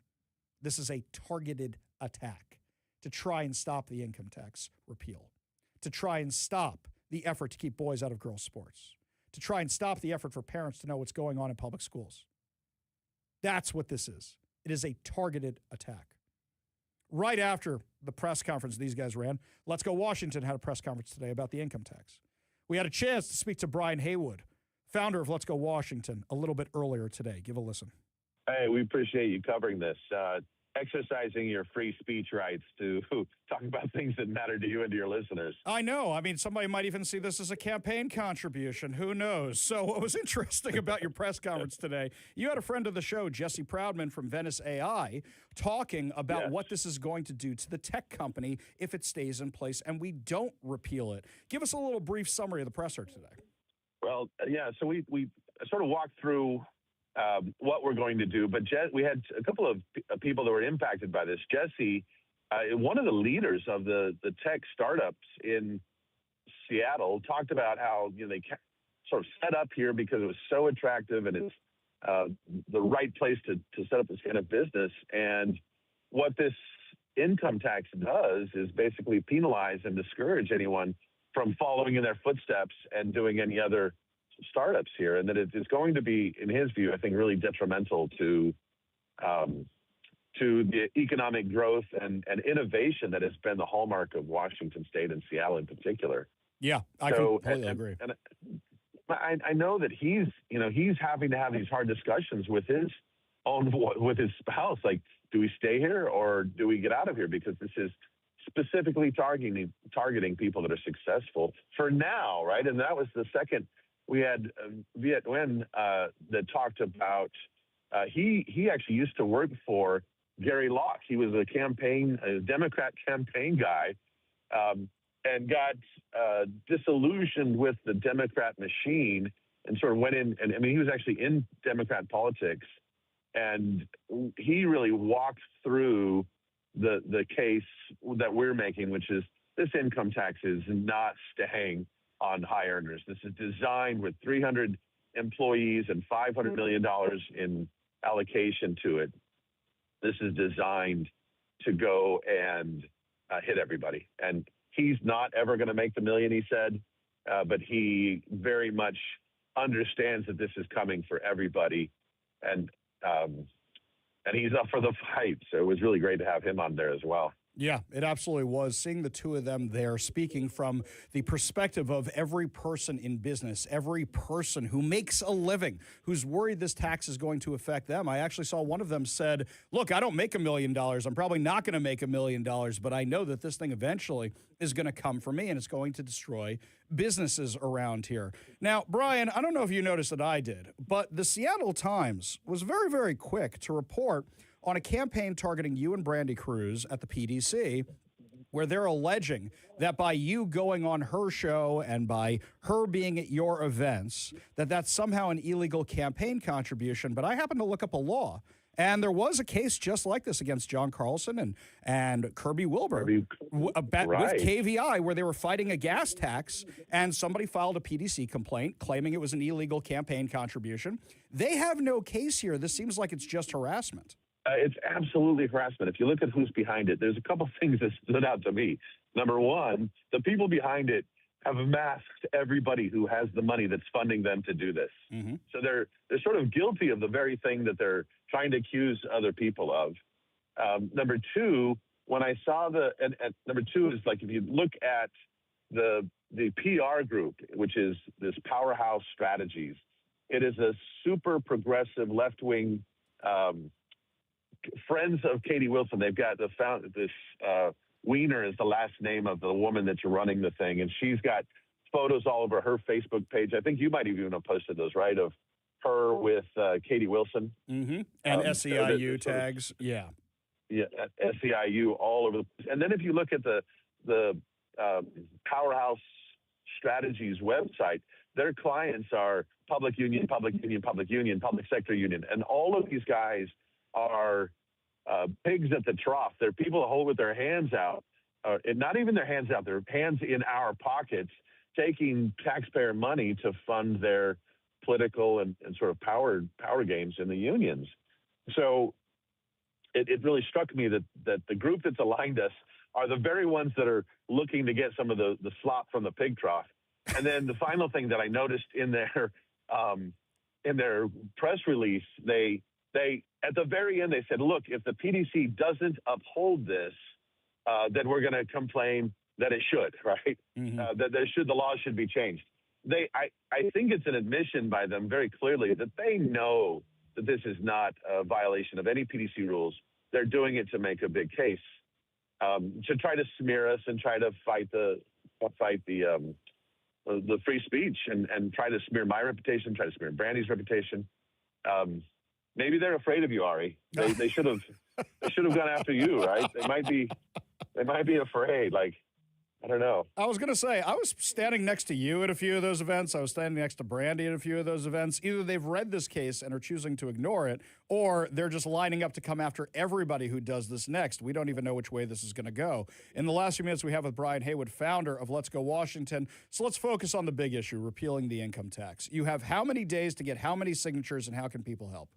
51 days to get 400,000 signatures. That 400 is the number that's over, enough extra that there's anyone that signs accidentally twice or is not registered to vote. We cover them. But we've got until July 2nd to make this happen. So we need people to come onto our website right now to letsgowa.com, sign up, and we're going to start printing and sending. We're printing today. We'll be shipping maybe by Monday. We'll have some of these going out all over the whole state. We'll have some stuff going out today, and definitely by Monday we'll have stuff that'll be in the mail on its way. So, my friends, I will tell you, do exactly what I do. Take that first sheet. You, your spouse, your kids, whoever, fill that thing out with the people in your house, send it back. Then after that, if you want to go get signatures and you want to help with that, go ahead and do it, because what we don't want to happen is that thing sit on a desk drawer, you forget about it, and you don't mail it back. Head on over to letsgowashington.com right now, request the signature sheets so you can get them filled out and we can repeal the income tax together. Brian Heywood from Let's Go Washington, thank you so much for joining us today. Really do appreciate it. Thank you, Ari. We appreciate all your listeners do. They make the difference here. One more time, guys, go to letsgowashington.com. That's letsgowashington.com, because you can help repeal this thing. We're not going to be able to do it without you. Up next, my friends, some more local news. Terrible tragedy over at a bar in Seattle. We have a suspect who's now in custody and been charged. We'll have those details for you when we come back. You're listening to The Ari Hoffman Show on Talk Radio 570 KVI.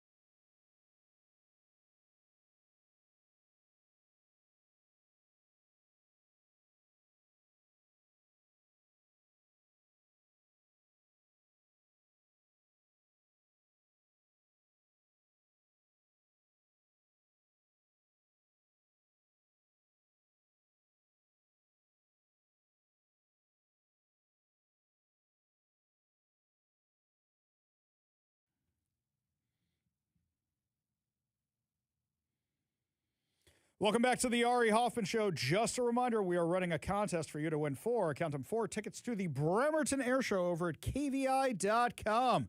You give us a little bit of your personal information, you might win a chance to get 4 tickets to the Bremerton Air Show July 11th through 12th at the Bremerton Airport. We'll be out there on the 12th, actually, so you get to hang out with us as well. So head on over to KVI.com. This contest is only available over at KVI.com. So yesterday we were talking about this shooting in North Seattle at the Growler Bar. And what this is sounding like more and more. Kevin had a chance to peruse some of the charging documents during the break. I was looking at them a little bit. It sounds like this is some kind of after-hours hangout gone wrong. That's what this sounds like. It sounds like looking at the documents. Yeah. I was reading Como's story on it. Yeah. So Kevin was reading Como's story on that. I have the charging documents here in front of me.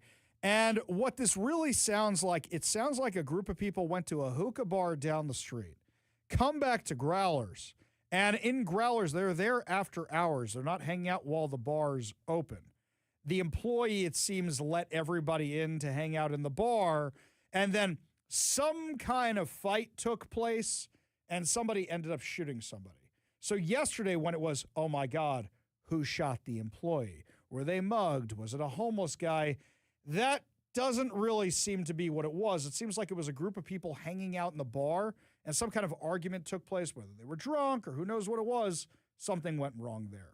That's more what it sounds like happened. Right, Kevin? Yeah, and it sounds like the suspect and his attorney are claiming that it was self-defense. Self-defense. Yeah. So, yeah, this isn't how anybody was painting it. I'm glad we didn't really get too deep into it yesterday because something just didn't sound right about it from the get-go.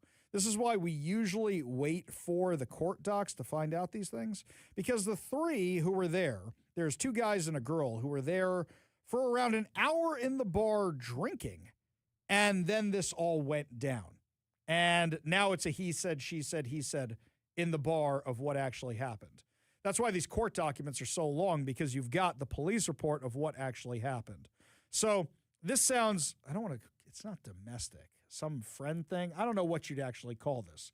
But whatever the case may be, it doesn't sound like a typical Seattle crime where some homeless guy or some robber or mugger or something comes along. It sounds like everybody here knew each other, or at least were recently acquainted with each other, be hanging out in the bar. Yeah, it says the attorney for the suspect said that he was trying to turn himself in on Saturday, but no one from the Seattle police answered the phone until Monday. Yikes. Is what they're claiming. So hang on. I've had this experience before. When you call 911, sometimes they bump you over to the non-emergency line because it's not an emergency, and you're trying to go settle with the police or whatever it is, trying to get a hold of somebody. But it's the weekend. It's the weekend because in Seattle we don't have enough police officers because we're down, 700-800 of them at last count. So yeah, things like that happen. Things like that happen. This is a tragedy, absolutely a tragedy, but now the attorneys are going to battle out. And we'll see how this actually shakes out. When we come back, my friends, Brandi Kruse joins us. We'll get her take on this whole controversy with the left attacking her, Brian Heywood, and Let's Go Washington. You're listening to the Ari Hoffman Show on Talk Radio 570 KVI.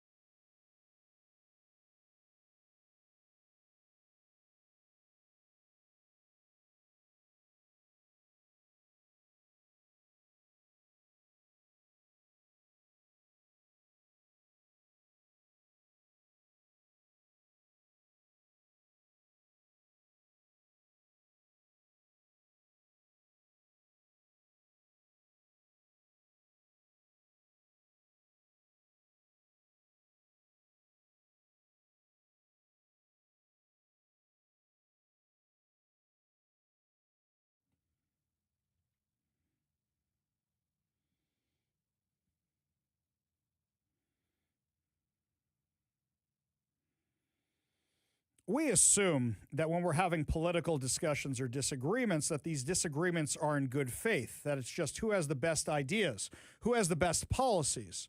Unfortunately, around here in Washington, it seems like more often than not, it's not about that at all. It's about destroying the other person. And normally that only goes in one direction, where it is the left trying to destroy any opposition, trying to stop anybody who dares to speak out against them. And the way that you know you're effective is when they start coming after you. Joining us now to discuss on the Warrior Injury Law Studio Line, host of the Undivided Podcast, the one and only Brandi Kruse. How you doing today? Oh, I am good. In fact, I'm somewhere where I think you would be interested in what I'm doing. I'm at the Bellevue City Council meeting. Are you? You might recognize a family member of mine who's hanging out over there right now. Well, I'll have to have them flag me down, but I guess I just broadcast my location, which send the lefties to come hurt me. But yes, because they're coming after Adam Smith tonight. There's an ordinance out in Bellevue that's going to restrict targeted protesting at his house because they've been showing up at 3 a.m. all the time over there. So, yeah, crazy stuff. The activists said they're going to be showing up. But back to this story here. So let me just start at the top here. The activists are now claiming that you gave undisclosed in-kind donations to Let's Go Washington, which is nonsense. How desperate are they? yeah, it's insane. And the thing is what I wish everybody would have realized when they did this isn't meant to be a complaint that actually has merit. It's not going to be something that goes anywhere because, of course, the First Amendment, is kind of the thing still. But it's not the point of it. The point of it is just to put it out there. Put it out there and let the media do their dirty work and write the headlines. And, once the toothpaste's out of the tube, you're trying to instill this idea in people's minds that somehow my opposition to letting boys compete in girls' sports or my support of parental rights isn't from my heart. It's driven by some sort of other financial motivation. And because you've also, been a very vocal supporter of protecting girls and parents, and you've been at some of these events with me, that we haven't been paid a dime. Nobody has to pay me to take the position that boys aren't girls. That's 80% of the American populace. But what this left-wing organization is claiming, again, I don't even think they believe it, but what they're claiming is that because on my podcast we have advertisers, they're saying I've now assigned a price, basically, to my voice and to my opinions, and therefore I can have no opinion that doesn't have a value. And so they say that my support of the initiatives thus far has an equivalent value of $1.25 million. I don't know how they came up with that figure, which is absurd. So what they're saying is I can never have another political opinion unless it's regulated by the state and I report it as an in-kind contribution to whosever issue or whatever candidate I might be supporting. So let me make sure I got this right. I'm hearing from this that you need to up your speaking fees because the left values you at that much money. That's what I'm hearing. You need to up the value for advertising on your show because that's how much they value you. It seems to me wherever they grab that from, my guess would be like they asked for radio ads or TV ads or something to put that out there. They just came up with this number to try and demonize you and Let's Go Washington.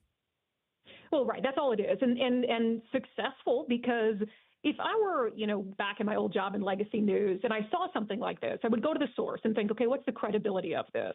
And this was put out by an entity called Powerhouse Strategists. And they are a far left political strategy firm that has and is opposing the Let's Go Washington initiatives. And so I would have said, okay, obviously this is just a politically motivated attack piece, but that's not how the mainstream media works. It's a press release vilifying conservatives and vilifying me, a very frequent critic of legacy news. So they gave it a ton of attention today. The Seattle Times article on this alone, it took 7 paragraphs before they even mentioned that I deny the allegations, that I've never been paid anything to support the initiatives. 7 paragraphs. And nowhere in the article do they say who's behind it. Nowhere do they actually say who's behind this they have a name for this group. It's like the Washingtonians for an Ethical Government. which sounds really nice, right? No, but it's run by a left-wing organization that opposes the initiatives. They just use that name because it sounds bipartisan. Nowhere in the Seattle Times article do they mention that Powerhouse Strategies, which is the political strategy firm that opposes the initiatives, is actually behind the effort. And they know they are, because Powerhouse Strategies is the entity that put out the press release with their name on it. And also, here's something else. Brandi, I know you have a lot of news sources. For me, the Seattle Times is usually not one of them, but certainly not for breaking news. I mean, it took them almost 30 hours to write up the Howard Schultz op-ed calling out Katie Wilson and her socialist policies. The fact that this article came out 15 minutes after their press conference ended, 14 minutes after their press conference ended, no way they got that done that quickly. Well, and now, the Seattle Times did contact me yesterday and ask me for a comment, to which I told Ryan Wynn, the reporter on the story, you're being used. You realize you're being used so that you'll put out some headline making me sound bad, so people won't trust me that my opposition to the Democratic policies are genuine. And I also gave a statement or whatever it is. So they basically started writing up the story yesterday just based on these allegations. And then, went to the, virtual press conference today just to check a box and then publish their story. It's very clear. Yeah, absolutely. Now, I did get a statement from these guys who wouldn't let me go to the press conference this morning, didn't invite me to the press conference, and then when I did get the link, wouldn't let me into the press conference, so we know how much they really value that. And I said to them, I actually wrote to them, so since I was not invited to the press conference today, I was hoping you could answer one question for me. How is this PDC claim not malicious targeting Brandi Kruse, Let's Go Washington, and Brian Heywood, given that the Washington State Supreme Court ruled on this exact situation already, which they did in 2007, specifically regarding John Carlson and Kirby Wilbur on KVI trying to repeal a gas tax? It's the exact same situation. We had John on earlier to talk about this. Now, they wrote back to me that they are familiar with this case. The case involved commentary that aired during regularly scheduled radio broadcasts. Brandi, correct me if I'm wrong. Doesn't your show air at the same time every day? Yes, noon every day, noon every day. Just making sure. We're going to debunk this along the way here, okay? Yes. The court held that such commentary fell within the statutory media exemption. Aren't you a member of the media, Brandi? I am, and they like to use this phrase. Brandi says she's not a journalist. And that's true because I'm responsible. I have made clear to say I'm not a journalist, I'm a political commentator. And a reporter, because to me, I want people to understand that I do think journalist is a title that should be given to people who are impartial and who are doing, journalism. But they're so obtuse about it because the press is a bunch of things. The overarching umbrella is the press, right? The free press that the First Amendment is made for. And under that umbrella are a ton of things. There are journalists. There are editorialists. There are now podcasters and bloggers, et cetera, et cetera, et cetera. So they think that the only people who are protected by the First Amendment are quote unquote journalists, when my argument is and has always been that anyone who is engaged in the dissemination of news and information is a member of the press. We're talking with Brandi Kruse, who's the host of the Undivided podcast, and you have all these lunatics on the left coming after her, which means clearly she's over the target. Now, Brandi, if I'm not mistaken, the Seattle Times, including the article written about this, was paid for by sponsors, the Ballmer Group, the Gates Foundation. So for them to claim that you're somehow violating this when their article and person who's writing it, I guess whatever they define that person is literally getting sponsorship. Isn't that the pot calling the kettle black? Yeah, it's amazing. And there's all this. Look, I understand that I do something like fairly unique locally. I mean, there's a lot of people nationally who do what I do, but I understand that maybe it's a unique thing for Washington State to have, a podcaster, but more of a business model around it, right? But my revenue streams are exactly the same as the Seattle Times. And I would argue they're definitely less shady than the Times because I don't do, like you mentioned, they have the education lab and the climate lab. They have people and groups that fund specific brands of reporting for them. Now, it doesn't bother me because they say that they don't have editorial control over the content, which I don't have any proof that they do, right? But my revenue streams are really twofold. I have paid subscriptions, like the Seattle Times, people pay $5 a month for the show. And then I have advertising revenue. And most newsrooms in the nation have that exact same funding model. I don't have any sort of secret backdoor funding. Advertisers, paid subscriptions. And so, and then, I don't have this extra little thing that the Times has of these, Gates Foundation, Ballmer Group, et cetera, et cetera, et cetera. So, yeah, I mean, the whole thing is a nothing burger. They know it's a nothing burger, but they are very worried, I guess. I guess I should be flattered by it. But they're experiencing pushback in a way they've never experienced before, and they're losing their ever-loving minds. Yeah, I think you're 100% right. Now, the conspiracy theorist in me says, was this whole mess with our press passes, you, me, and Jonathan Cho, tied to this, or is it just we're going to fight them every way we can? What do you think? Absolutely tied to it, and I believe that after today. So this woman who, was giving the press conference today, who actually happens to be a sitting Sammamish city councilwoman, which is absolutely insane. Her name is Pam Stewart. She said in here, because she was asked by a reporter from the Center Square, Carlene Johnson, isn't it kind of defamation to accuse Brandi of being paid in some backdoor way for these things when you have no proof of that? And she goes on this rant about how, well, I'm not a journalist because state and federal courts have decided that I'm not a journalist, which of course is untrue. Mm-hmm. The courts are still weighing our case on our press passes. But the fact that she used that tells me this was all part of an elaborate scheme, that they're like, let's make sure the courts, friendly courts, decide they're not members of the press, and then we can go and try to regulate their speech. And it's me today, but it's you tomorrow. It's some of our other friends after that. Anyone who steps out of line and makes life difficult for them is going to get this sort of treatment. And it's sick for the legacy news, which should be firm defenders of the First Amendment. It's sick for them to help perpetuate this nonsense. It's sick, but not surprising. And I was actually talking to people around here, and I said, yeah, you guys know that we're next. This is something they're probably going to come knocking at our door next and then go after some of our other friends because they can't handle the pushback. So everybody who's listening right now, I have some action items for you. 1, if you are still paying for a subscription to the Seattle Times, you need to cancel it immediately because you are funding the problem and the people who endorse the income tax. So you need to do that, number 1. Number 2, you need to go subscribe to Brandi's podcast because you'll be saving money by doing that, and you'll get a better news source. And number 3, you need to go to letsgowashington.com, and you need to request the initiative signature sheets. So that way you can go out and help repeal the income tax. Brandi, I'm sorry this is happening to you, but at the same time, if you're taking flack, you're over the target. And this must actually really validate everything that you do. Yeah, definitely. And it also, I think, reinvigorates me. And I was like, I'm having a relaxing summer. And I'm like, I guess not, because now there's a third initiative to repeal the income tax. And this just makes me want to go out there and advocate more for these policies that I believe in. And we're going to do that.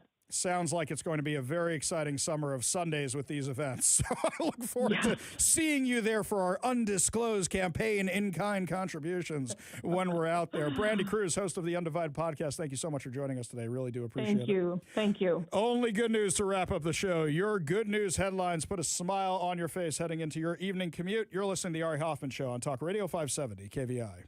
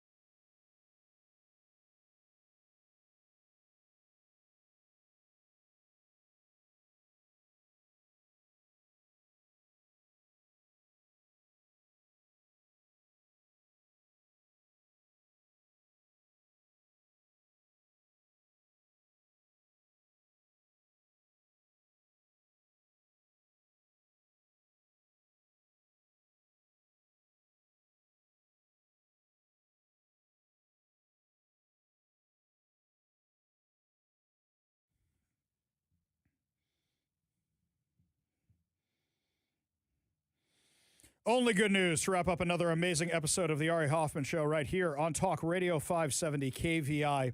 And I'll say is just because we've been discussing this all day, is that if you're taking flack, you're over the target.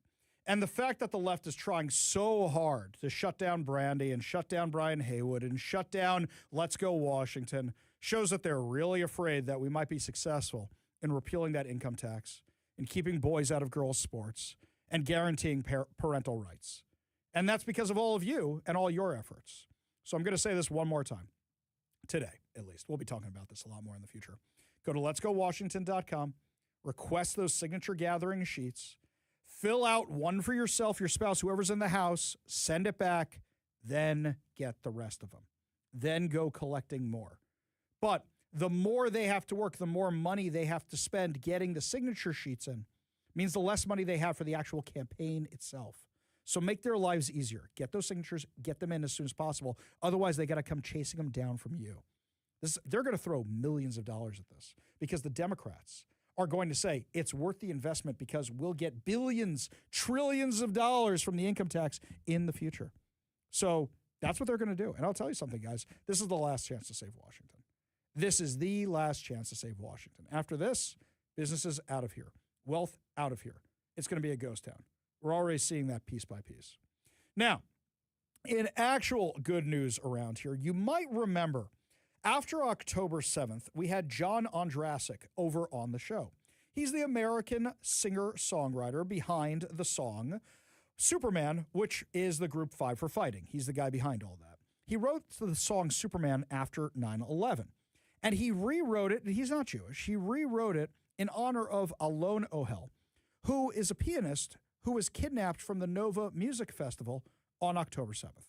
And he said he hoped for one day to be able to play the song with Alon when Alon was rescued, when Alon was returned, however it was. Well, Alon Ohel was rescued and returned. And actually, John sent me a DM last night, and he said, check this out. And it was him playing the piano with Alon at a concert. Give a listen. Every night, I would close my set with the Superman video for Alone and the Hostages.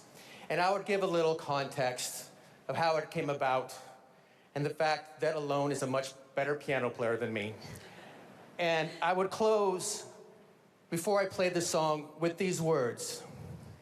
I would say, and we all hope and pray for the day that I can sit down at a piano with Alone and sing Superman. We prayed for that miracle. We hope for that miracle. And it's here. And my friends, that miracle is right now. Please welcome Alon Ohel! Listen to the reception that kid's getting. Walking on stage. And the fact that he's still even interested in hanging out with people after being a hostage, it's incredible. Really incredible. So he walks out on the stage. He's going to talk in broken English in a second because his English ain't that great. Hang on one second here. Thank you so much.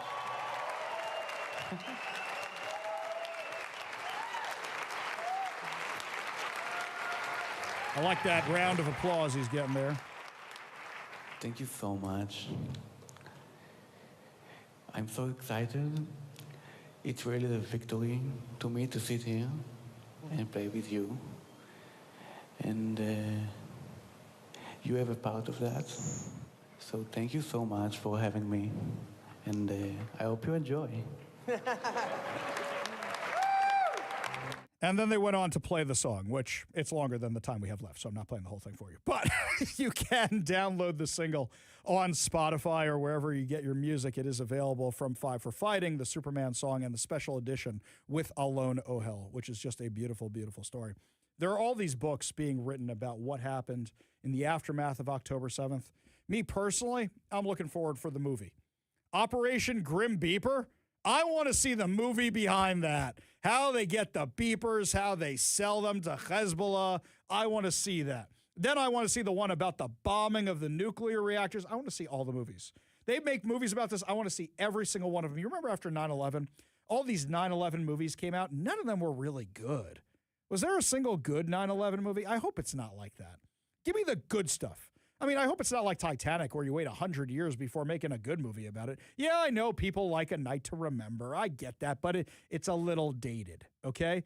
Yeah, hopefully we don't have to wait that long for the movies in these. I actually hear some have some scripts being shopped out right now. Operation Grim Beeper, I will pay whatever it costs to go see that movie. I think you make it a comedy, it'll be even more fun. Do you think comedy or action? You think you make it like in the Jack Ryan type style, something like that, or you think you make it more Super Troopers, kind of comedic? Hogan's Heroes, F Troop, something like that. Yeah, maybe the action way is the way to go. But I would watch any of these. I really, really would, and I hope we see them. But also these inspirational stories, they're everywhere now because the hostages are home.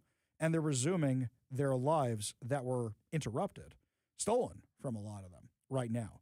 There's some really inspirational stuff. And if you're tired of seeing all the stuff that just depresses you on social media, go looking for some of these videos because there's some really great stuff out there. Like Alone, playing the piano with John Ondrasik from Five for Fighting, and they're playing that Superman song. It'll bring a tear to your eye. I guarantee it. But in a good way, not in a sad way. Well, that's going to wrap it up for us today. But tomorrow, we have some exciting guests for you. There is an event scheduled for the University of Washington about a detransitioner who's coming there to talk, and apparently the activists are not happy about that. So we're going to have the interview with her and find out what the activists are so mad about. Plus, we also have one of the editors of the New York Post is going to be joining us tomorrow. And, of course, we're going to follow up with more companies I'm hearing are moving out of Washington. Do you think that Bob Ferguson and crew are going to figure out what's going on or not? Probably not would be my guess. We'll be back tomorrow with those insane stories and exciting interviews. You've been listening to The Ari Hoffman Show on Talk Radio 570 KVI.